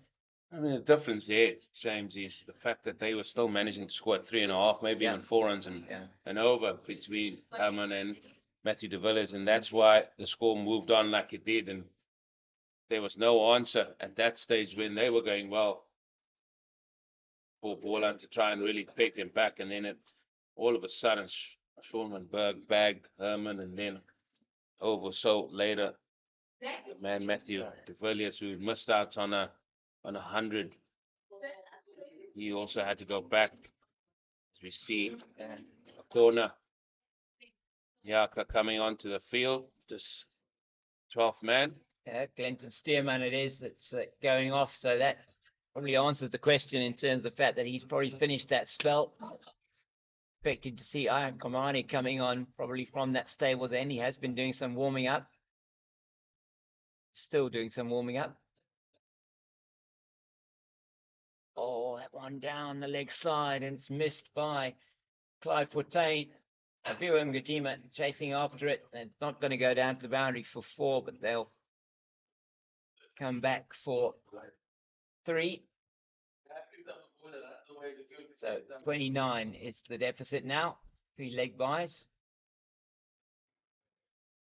Just too leg sideish on that occasion from Sean van Berg. Looking for the dream ball, isn't he? Yeah, he Looking is. for that Looking. ball. Its leg hits off. Yeah. There's some rough outside the right-hander's leg stump.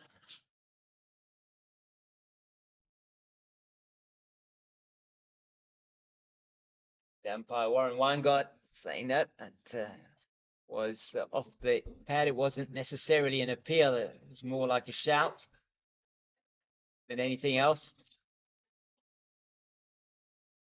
Certainly, if they felt it had come off the bat, they would have been a lot louder an appeal and a lot more concerted.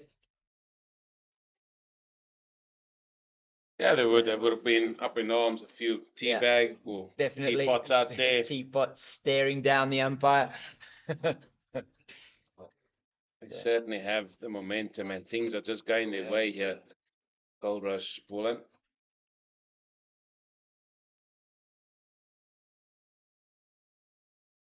Oh, he goes for the shot outside the off stump, Frosler.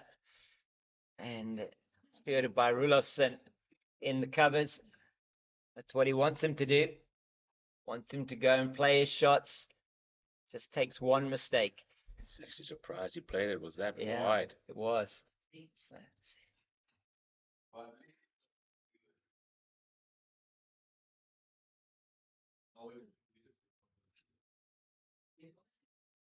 They're all chatting. They're all having a chat out there. They all found their voice.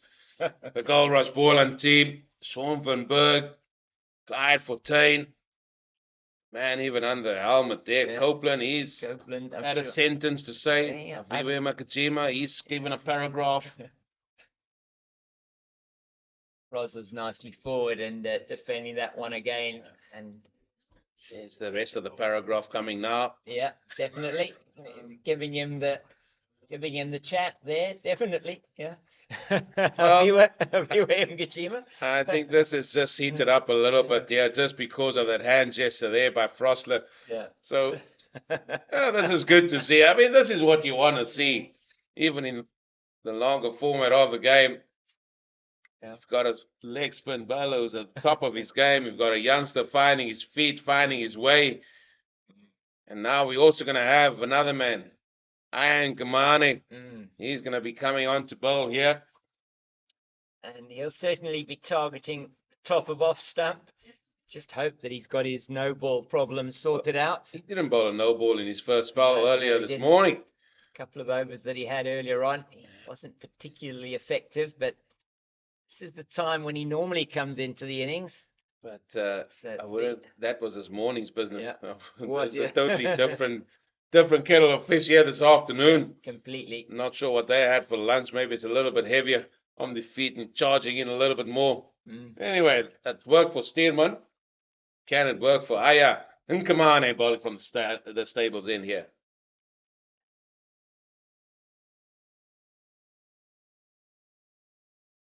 He's got the two men on either side of the pitch at the shortish mid on and a shortish mid off. It's got two slips in place that are a sort of second and a fourth slip.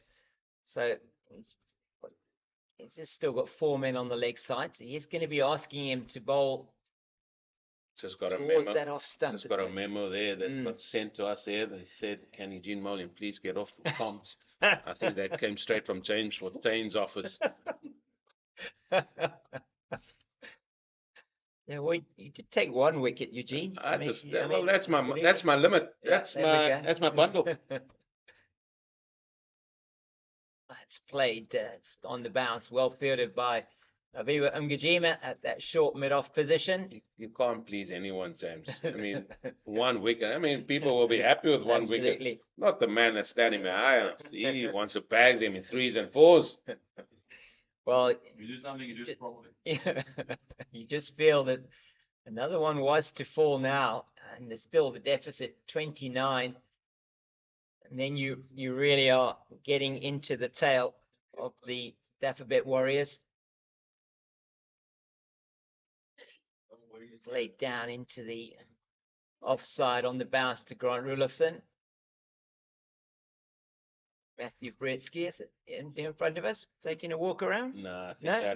that's not, Charlton. is it? No, That's sorry. Mark Charlton. No, it's not. Just looking at the. He's the assistant coach. Yeah.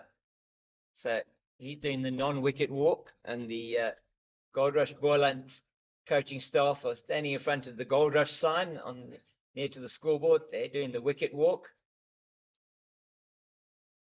Kamani towards us again. Good delivery, making him play.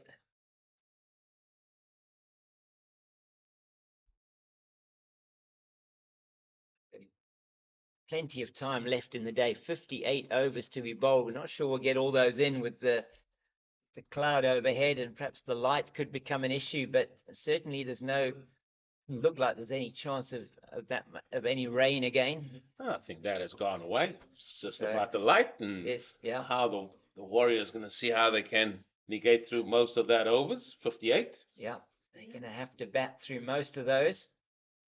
Oh, he bowled him! He's bowled him. He's played on. He's gone for the shot outside the off stump with no foot movement. Andile Mokakani, and it is Kamani who gets a wicket in his first over from the stables end. Just had a feeling if these low order batters here just go outside the off stump because they look like they want to play at it this time a fuller ball, and all that Mokakani could do was chop that on to the stumps, and that's the 7th wicket gone. The Goldrush Boland, they are sniffing a chance here, a golden opportunity.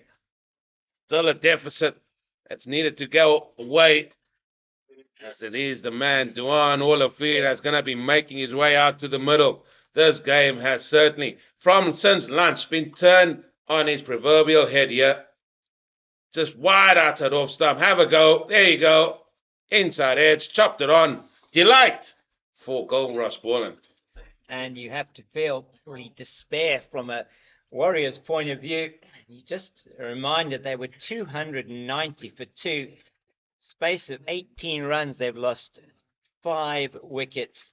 And at 308 for 7, they still trail by 29.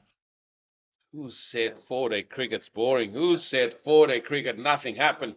You're just out there soaking up the sun. Yeah. Well, a game that has just simply just gone on. I said it on the first day.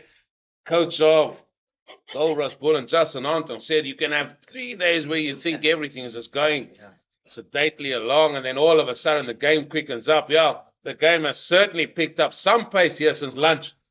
Wickets falling aplenty. That's 5 now since the lunch break. Yeah, it is indeed. And just all starting with that leg before wicket of Jordan Harriman, the man who made 152 of 306 deliveries. Brilliant innings. Now, so Duan Olivier at the crease. He played a very good innings last week. And it was his top score in first-class cricket last week. He got a 60 in that match against the Northwest Dragons. How the Warriors would love him to get anywhere near that today. Last week at Boss, 60 runs he scored. This week he needs to bat for 60 overs. Yeah. Yeah, plenty time left in this game. Sean von Berg will have Ethan Frosler in his sights. Well, these two had words the previous over. Few signatures being signed by both of them, batter and bowler. Short leg in place. No man still in front. On the offside, a man at the top of his game here, Sean van Berg. 2 for 82, 30 overs. He's going to be bowling over number 31 for himself here to Frosler. Got a 10 for in the match already. Oohs and ahs, and the oohs and ahs are going to continue. Now then, I don't think that there will be a shot played in anger at all from these two. So you, as a captain, you feel like maybe we can push a few more around the bat here. Yeah, you just sense in it. It's now just a game of attrition almost. That's a quick one, Googly, in there once again. Why not, James? Why not? Get somebody else in around the bat. Yeah, just give him Gavin Kaplan. Somebody needs to be going in there at under his nose at silly point as well. I'll even bring Yeah. square leg up there and say, listen, Yeah. if you want to sweep him Go by for all it. means. Yeah. If you miss, I'm going to be up in arms and ask the question to umpire Warren Weingart. Oh, no, in fact, instead of bringing someone closer, Taking somebody out. he's sending somebody out. Yeah, that is interesting. No, why? I mean, Answers on the postcards, guys, yeah, please. yeah. Self-addressed stamped envelope, please, to cricketquestions.co.za. There's too many. There's too many. Yeah, absolutely. And it is Sean von Berg. He's asking questions of Ethan Frostley here. Goes back, cuts, but it's with no power at all. He comes back in. So they Yeah. want to keep the one Olivier on strike. Yeah. The man from square leg, he's also coming in. That's, I feel they should just act this way to both of them. they should, definitely. Maybe they feel Frostley is a better batter. Just into the ground to Gavin Kaplan at that short extra cover position. So that a maiden over, I think, from Sean von Berg. His analysis now in 31 over 6 maidens, 2 for 82 to go with 8 for 54 in the first innings. That's 10 for 136. And that is outstanding stuff from him.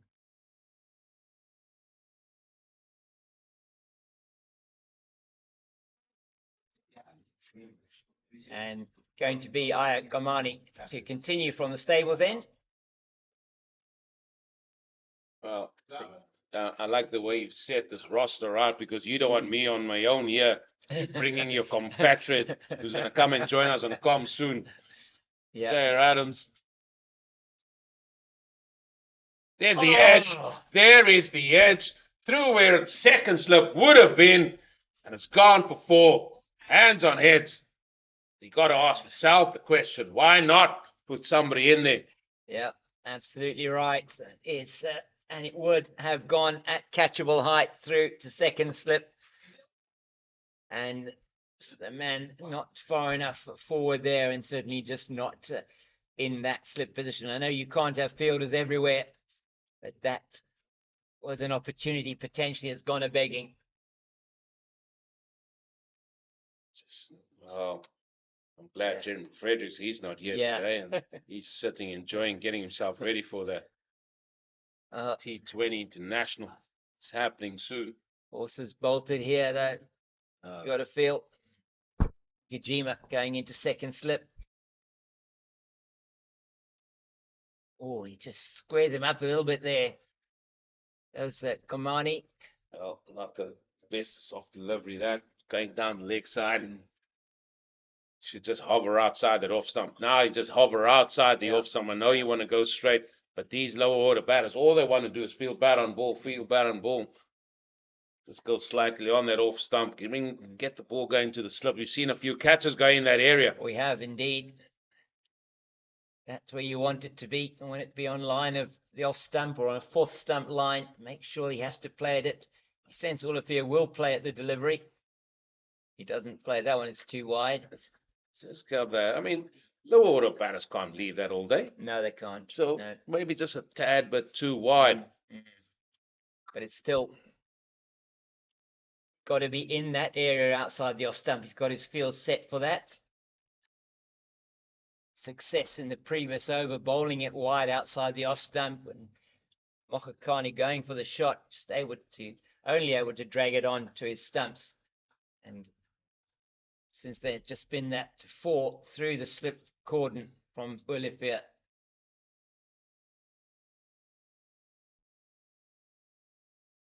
There's the edge.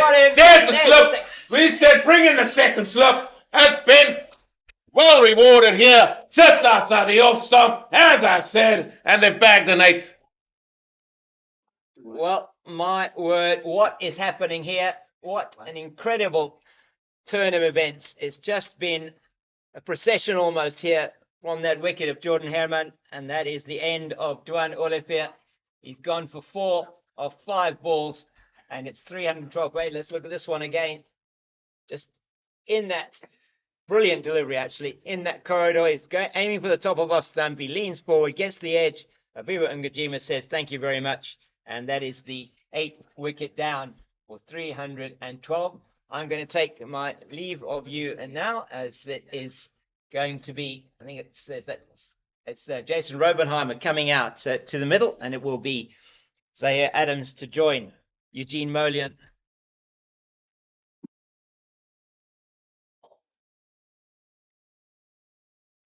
Yeah, and the procession seems to be continuing out here at Boland Park. Said that the line should just be outside that off stump, round the full stump to the low order, make them play. All they want is just to get a feel of bat and ball. They brought in the second slip. We thought the horses bolted, but they got a second grab at it, and Aviwe Makajima picked up that catch as well. And Goldrush, Boland, there's still a deficit, folks, of 25 runs, as I'm joined now by the lethal wicket taker himself, Zaire Adams. Just glad you got a couple for the day. You can go home at least and say, family, I've done some form of a job. So yeah, how things have changed. It was a little bit of rain that came in. Maybe that also just spruced up the wicket a little bit. Nah, it just was two men. It was well said, going about their business. Jordan Herman and Matthew de Villiers, they were in no bother whatsoever.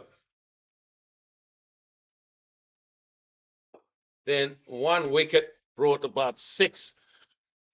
Absolutely. And now, finally, Goldrush Boland have 3 slips and a gully. Now, when you've asked for it all day, but here they are, 2 more wickets. They still have a 25-run advantage. I feel that they surely were wanting to get over the line here. Saw the Warriors held at bay last week by Northwest Dragons. Well, it's their turn to do that if they have any chance here, because Goldrush Boland, they are well and truly on top. Go outside that off stump. Has to be outside that off stump for me. Well played that by Rubenheimer. Plays it square. Gets 2. Just do what you did for Dwan Olafi. Just hover around that 4th stump. That is the end of another successful over for both Ayagamani and Goldrush Boland. As we have another look. Beautiful. Finds the outside edge. Very good catch actually by Aviwe Makajima. He's a few yards up on the first slip and it flew to him, and he was making absolutely sure that he gobbled it up. Yep. Sean Van Berg, he's going to continue to frostlet. What a session this has been thus far. Van Berg, highest wicket taker at Boland Park ever.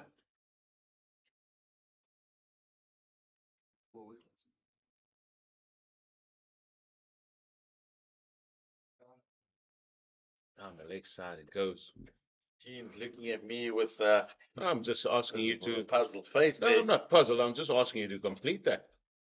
He's surpassed Dane Pitt and Bernard Philander in this game. Well, 2 men that might come back and say they want to play more games. You can't have that record. Tossed up, given air.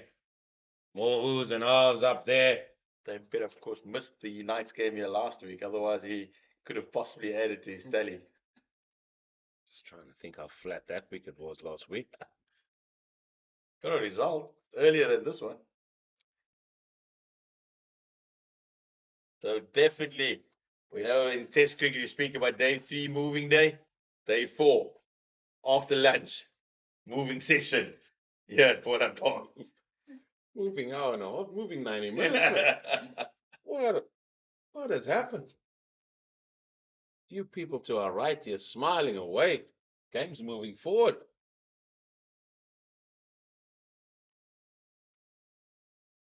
Yeah, the oohs and the ahs. Sean Van Berg, he's got a 10-wicket haul now. He's got 10 wickets in the game. So 2 more if he wants the best ever figures. Yeah, at Boland Park.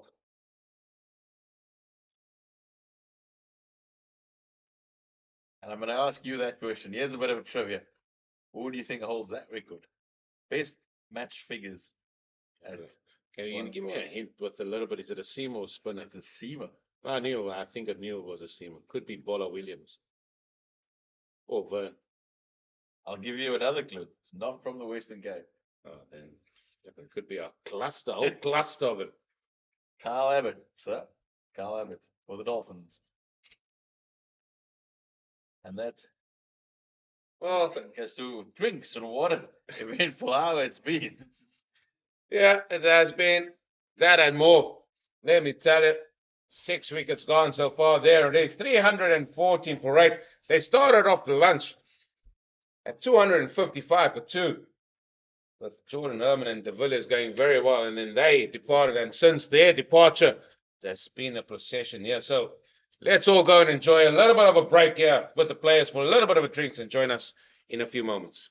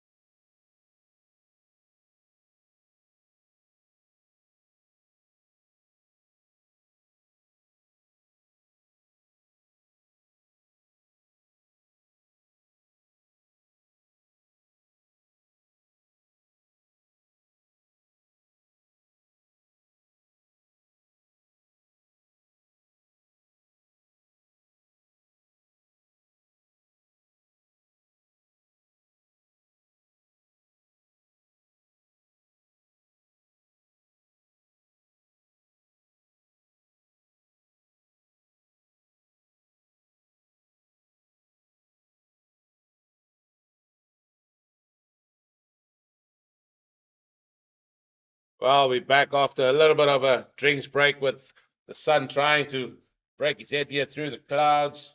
It's a beautiful day again here, and it's going all well here for Goldrush, Boland. And it's still Aya and Kamana is going to be steaming in here. Bowling to Rubenheimer. 8 wickets down, 314. Just there. To me, they just got to hover round about there. That's an excellent delivery. But there's an interesting stat that I was given here.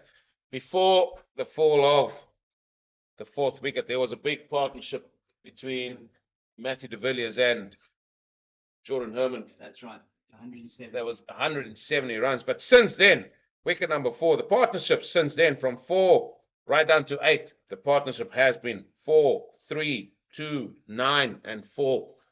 No partnerships whatsoever, just telephone numbers.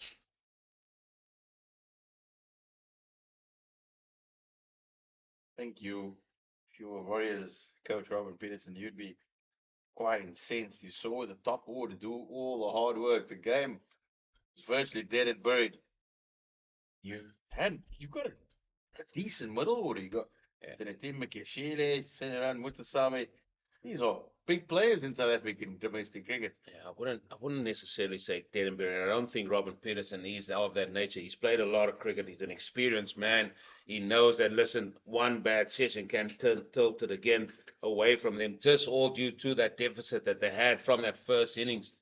As we see Kamani running in here. There's at the outside, that off stump. You see that there's a reluctance just not to just leave balls. I do hear your point. Things were going swimmingly, very swimmingly for the Dafabet Warriors, and then just that fall of those 2 wickets, 2 men that were really well and truly set. But I think the nature of the man, Robin Peterson, he knew that they weren't out of the woods yet, and they knew they had to take bat a long, long time. But this game has been turned. Deficit 23 runs, 2 wickets needed here by Goldrush Boland. And he's again beautifully bowled. I think about he looks a different bowler. Yeah. He has struggled with no balls throughout it's not just this game, the last 2 weeks that we've been here. He's really struggled with his rhythm, he struggled with his length, his lines, and suddenly he's looking like $1 million. If you know your foot's going to be in the right spot, you can just run in and bowl. There's nothing in the back of your head thinking, oh, what if it's going to be a no ball? And if you can get that out of your mind straight away, you see what you're seeing here from Ian Kamani. Ball coming out nicely out of the hand. It's just, as you say, a different bowler. Why not another man in the slip? Why? I can't see Robbenheimer hitting the ball to deep square. I can't see Robbenheimer even hitting the ball to deep point.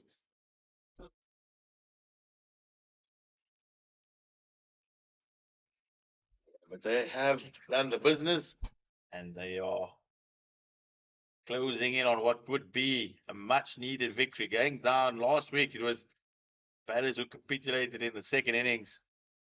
They're smiling. They are circling in the waters here of Goldrush Boland.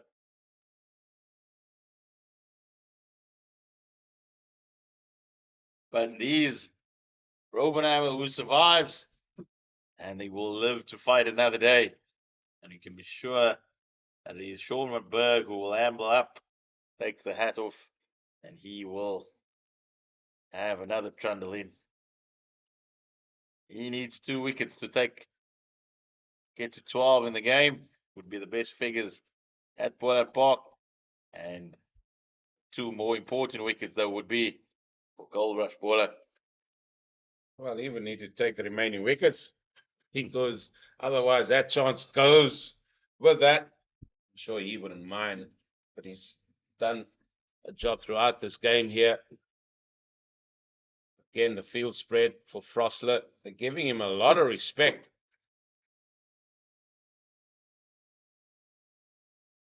Oh, they're going to take the single, and that is potentially what Goldrush Boland wanted. I mean, a man in his second first-class game faced, 31 deliveries. They're saying, oh, you can have one, we want to bowl to the other man.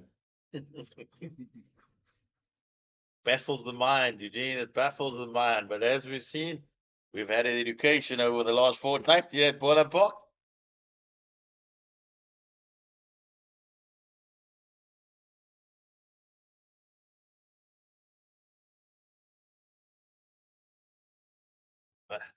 It's a bit of an in-swinger there. It went in with a yarn. Sean van Berg showing all his little tricks in his armory this period. Get your pads out the way. Mr. Rubenheimer. Again, I can't for the life of me understand why there's not somebody sitting in front of me. It just says he can just lunge forward and prod forward.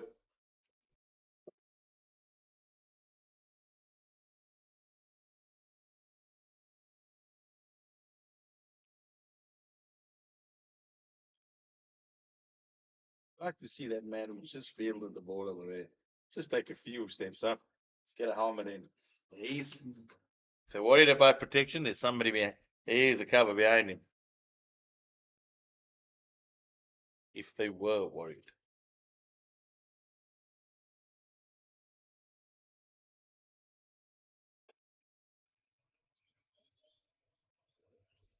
Well, it's 9 minutes to go. So another change in the comms and maybe leave the cherries on top to you boys because you guys have been prolific. King, Adams, King.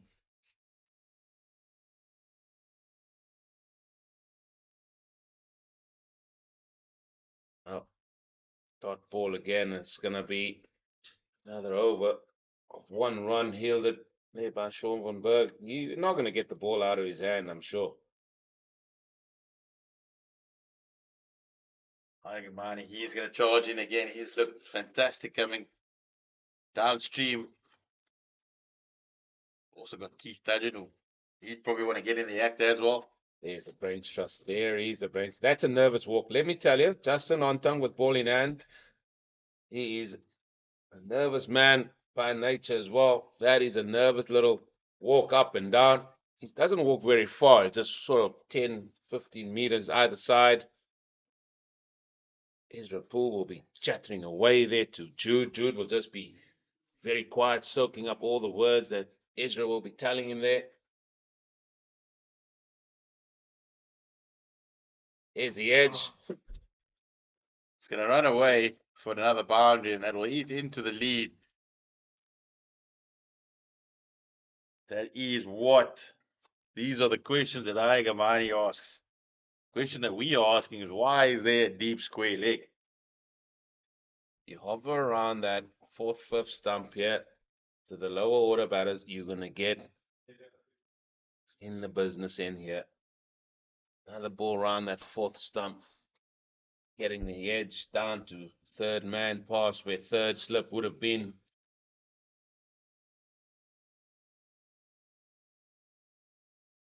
Spoke about ruthlessness to Jeremy Fredericks yesterday. That's the straight. Spoke about ruthlessness and asked the question, who were the most ruthless captains that he's seen about? Said, your big friend Graham Smith is up there on that list. No nonsense captain. What helped, he was a big guy. No, Does help that you're 6'2" and hands like buckets, absolute buckets.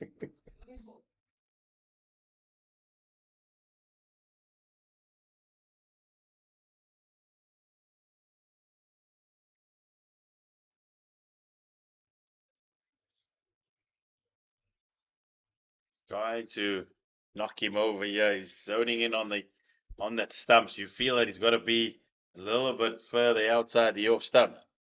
I get that, and again, Zaire, we kept going on maybe last week as well as this week. You said bowlers that are very much wicket to wicket bowlers are in the business here.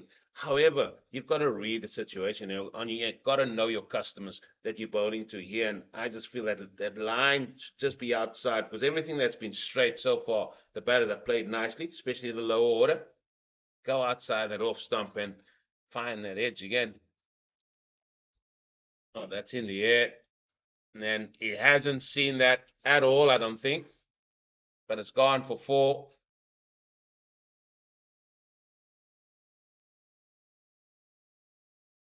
Also indicated as 1 for the over. I think Ethan Frost actually played that quite nicely. Very nicely. He was in control. He realized there were 2 men back, and he actually pierced it perfectly, the gap.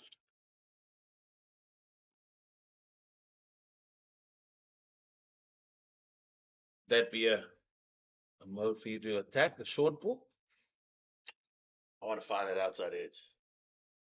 I want to find that outside edge.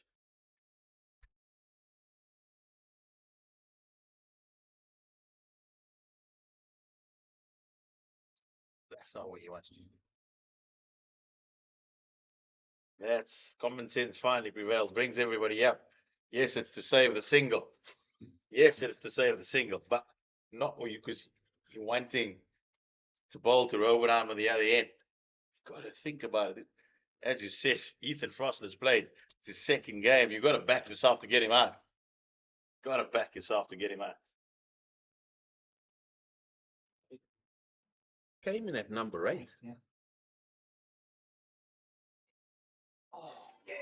And that's the one outside the off stump. You saw it. He was just trying to force the single, went down the wicket, and that's the end of Ethan Frostler. He's at the end of the Dafabet Warriors. Aigamani picks up a 3rd wicket. Outside that off stump again. Looking to play it, finds the edge. Wicket number 9. This has been an absolute magnificent session of play for the Goldrush Boland team. 9 down. There's a deficit still as well. That was purely because the point field had come up and he was trying to get the single to get to the other end. And the Goldrush Boland side, they are smiling all the way at the moment. They would have thought at the lunch interval, they saw the rain came down, they would have sat there wondering, has it slipped us by? 2 batters well set. To their credit, they have come out and really put in an effort. I just feel since wicket number 6, even 5, the guys that have come in, their willingness to leave balls hasn't been there. That's why I said just go a little bit outside, maybe 4th, 5th stumping, get your slips in place, and they reap the rewards from that. Every time the ball has been gun barreled straight to the lower order, they've sort of been able to play.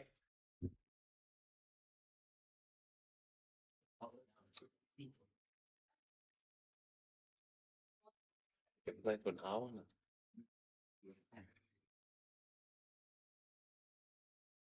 Well, Sean Van Berg, he's got 10 for, but he's certainly not going to get the most wickets in a match, unfortunately for himself. Doesn't think it'll matter if he picks up this last one and gets the win. A much needed win for Goldrush Boland. Thank you. Just look back at where they were last week. It's really been a good comeback by not only the bowling unit, but also the batters who put on that massive 500. Let's not forget that Eugene, that set the platform.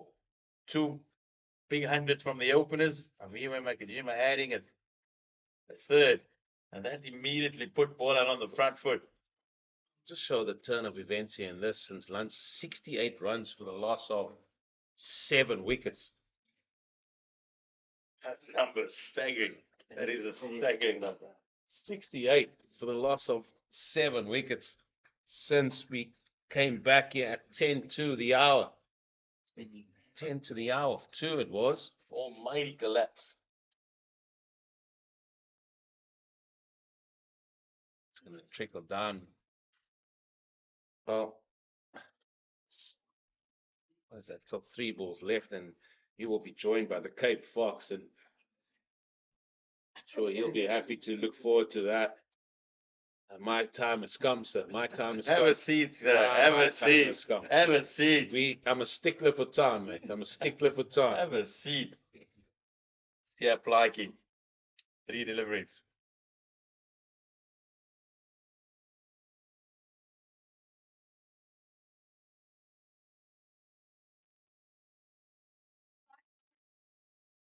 Still no one in his face in front there. Seems to be working. What do we know? That's why I want to go. That's why I want to go. It's time for me to go.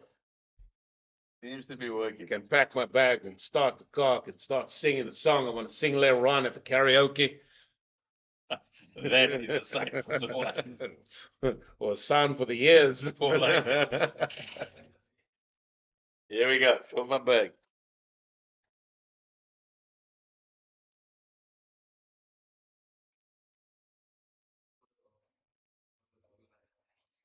Bowled it! Oh, how's it bowled him? No, it flicked the pad. It must have flicked the pad. Hasn't played a shot, so he's got to go back. Yeah, well, it's just waiting for the ball to. Oh man, I thought the way the fielders and everybody were going on there, I thought that ball him got through. Thought him playing a shot.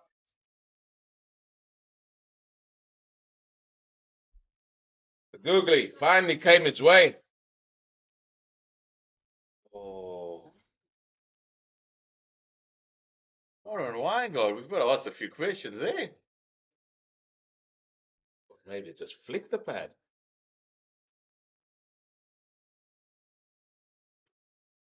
Big Fox is warming up. He smells. There's still wickets to be had here behind us. Nick Fox was a very, very decent umpire in his day, and I'm sure he didn't want to have another look at that. Yeah.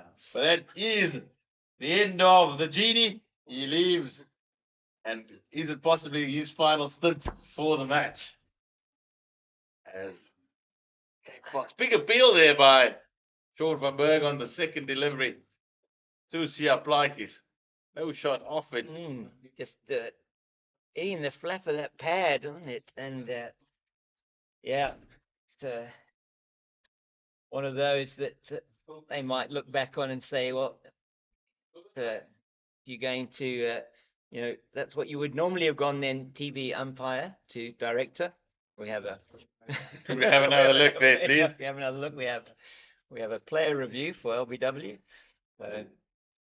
324 for 9, and just as Eugene was saying, it's just been incredible. 255 for 2 at lunch. It was 290 for 2, so lost 7 wickets in the space of 33 runs. Oh, that is another big appeal outside the line of the off stump, and Viva Ngajima was absolutely convinced that that was out. Not sure, and maybe Clyde Fortain as well. The bowler, funnily enough, didn't go up. So, an umpire, Tom Mokorosi, just wondering what all the fuss is about there. The batter immediately turned around, exactly. and that's normally a telltale sign, isn't it? His head snapped around very quickly. If it was any quick, it might have snapped all the way off. And you don't normally do that if you haven't touched the ball. Robenheimer staying where he is at the moment. So that's 2 big chances already for on both ends of both umpires, where the Goldrush Boland might have thought that they've wrapped it all up. Yeah, and they'll be hoping to do this as quickly as possible. They definitely don't want to. Well, they won't mind having to go out and bat again if it's just for a few runs, I'm sure, but they'll want to get this over before they get the remainder of that deficit, and the partnerships have just been non-existent since that big 170 between Herman and de Villiers.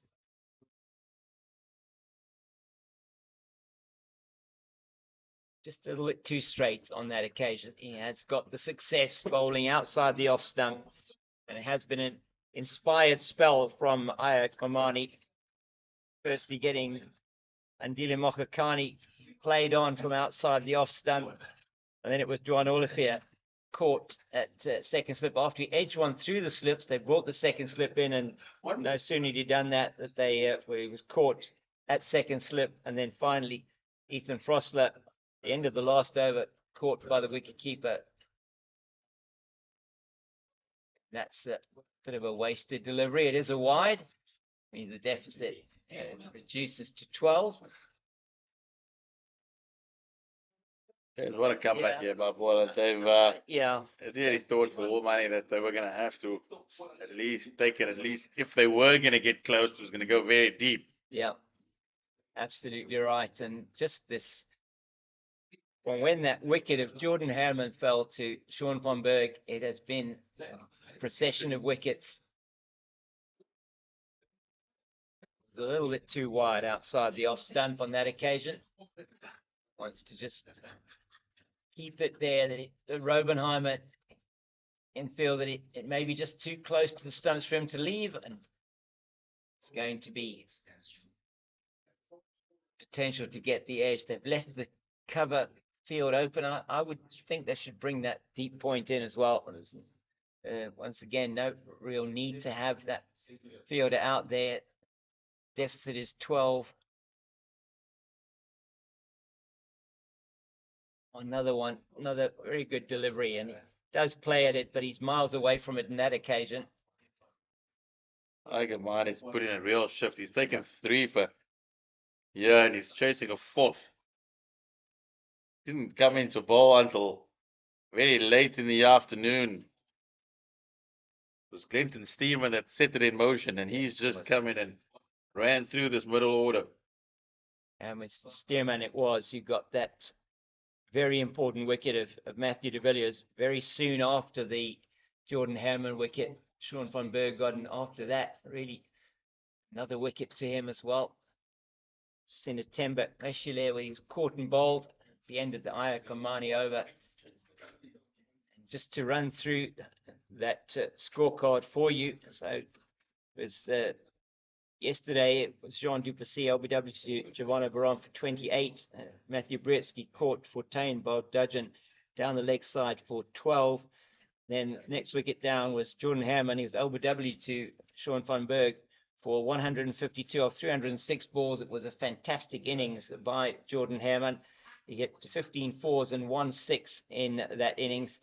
And the next to go, Matthew de Villiers caught by van Berg at first slip off Stearman for 87, just 7 short of his highest first class score of 182, his third 50 in 4 innings since he made his debut last week. Then Sinetemba Eshile caught and bowled by Stearman for 3.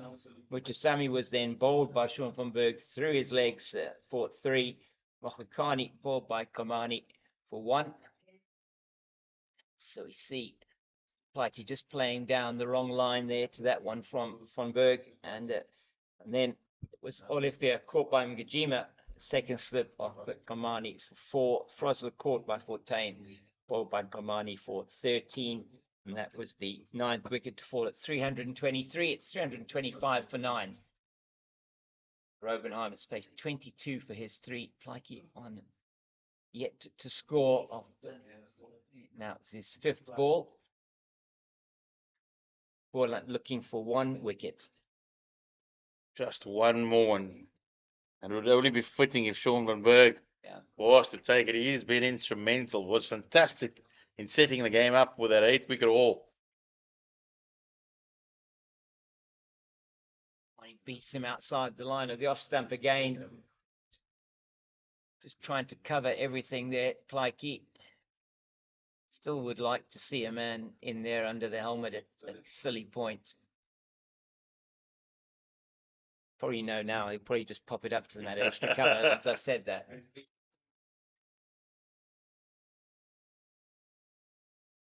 Oh, and it's the edge, and it goes just onto the glove. It was quite a thickish edge, it looked like to me, and not able to, just wasn't in a position. I think it might have come off the glove of Clyde Fontaine there.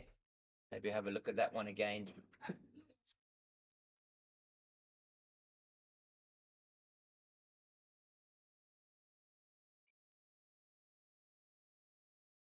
It's all defense from absolutely. Plaiki.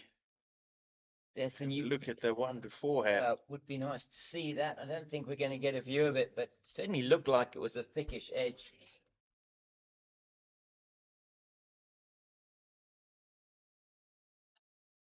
He's in again, and he plays that one. That's the googly, just making it just a difference through the air.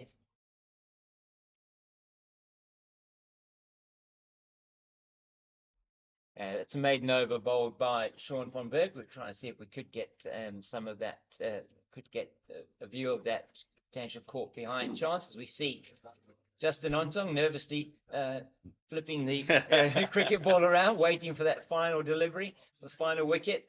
He knows the importance of this victory. Oh, he does. He Absolutely. certainly knows. They didn't play very good cricket last week. They let it slip on 2 occasions, and to come back, and how crucial is it to win your home games? Yeah, this is, and they would have felt, I'm sure, at lunch, they probably wouldn't have felt that they were out of it completely, but certainly that partnership was just growing between Herman and de Villiers. And seemingly out of nothing, the score getting to 290 for the loss of 2, when Jordan Herman was trapped in front, LBW to Sean von Berg, and you can see now the score there, 325 for 9.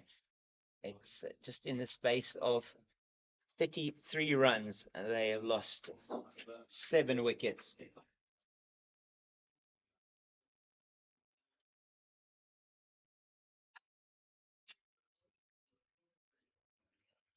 Just a little bit too far there, James.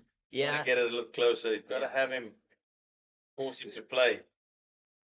definitely wants Robenheimer to be playing at that delivery, and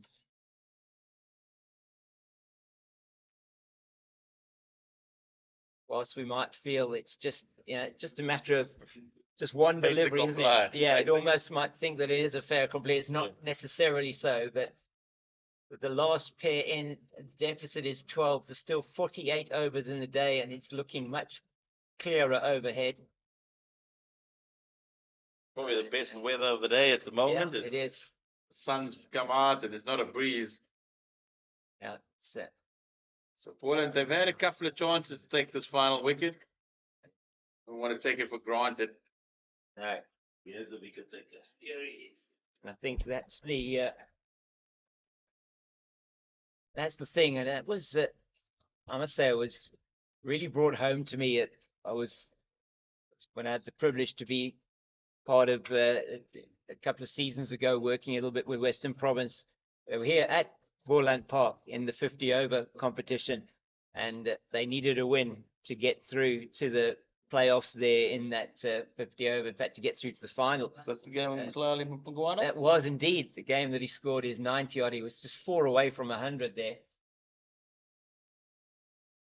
Another very good delivery outside the line of the off stump, and Pikey does play at that one. And I went across. It was Goldrush Boland at that stage. Well, there were the Rocks. They were 9 down, and the game seemingly won again. But walking across, and I went up into the visitors' dressing room up there, or the change room, and there the entire coaching staff of Western Province was sitting there, and they were just, nobody was moving, nobody was saying anything. And that is a big of, he's got him, and that is the win. He's been given LBW, and it is now the time that Coach Justin Ontong, he can be happy. He can stop tossing that ball into the air, and he can be really, really, really happy that his team has got through over the line here. And Ayat Bomani picks up his 4th wicket in what has been an inspired spell of bowling, and it is Sia Plaiki that has to go. Yeah, Plaiki feeling a little bit aggrieved that it might have been outside the line, but that is plumb as you can get.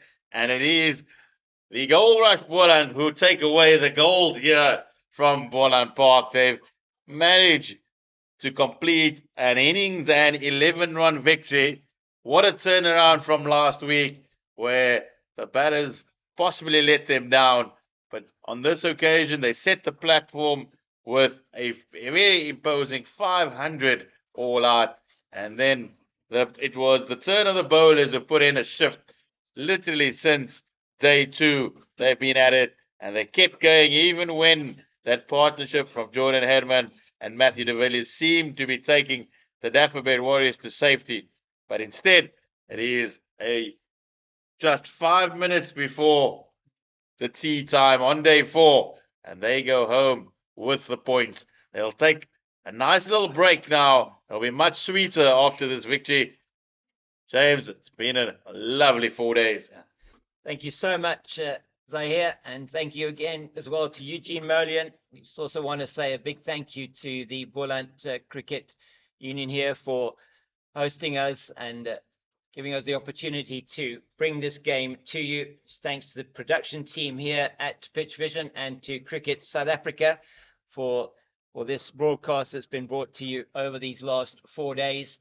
And as Zahir says, it is Goldrush Boland winning this 4-day match against the Dafabet Warriors by an innings and 11 runs. It is their first victory in the tournament, and they'll take home a handsome haul of bonus points of 24.7 points from this match, which will certainly push them up the log.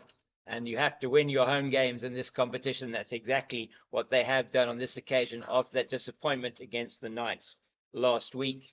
And so from myself, James King, from Zahir Adams, Jeremy Fredericks, who was with us over 2 days, and from Eugene Molian, who has been with us here, it's a very good afternoon here from Goldrush, from Boland Park. And we'll be with you again soon, hopefully at the Western Province match, which will be happening from this coming Thursday at World Sports Betting Newlands. It's goodbye from us now.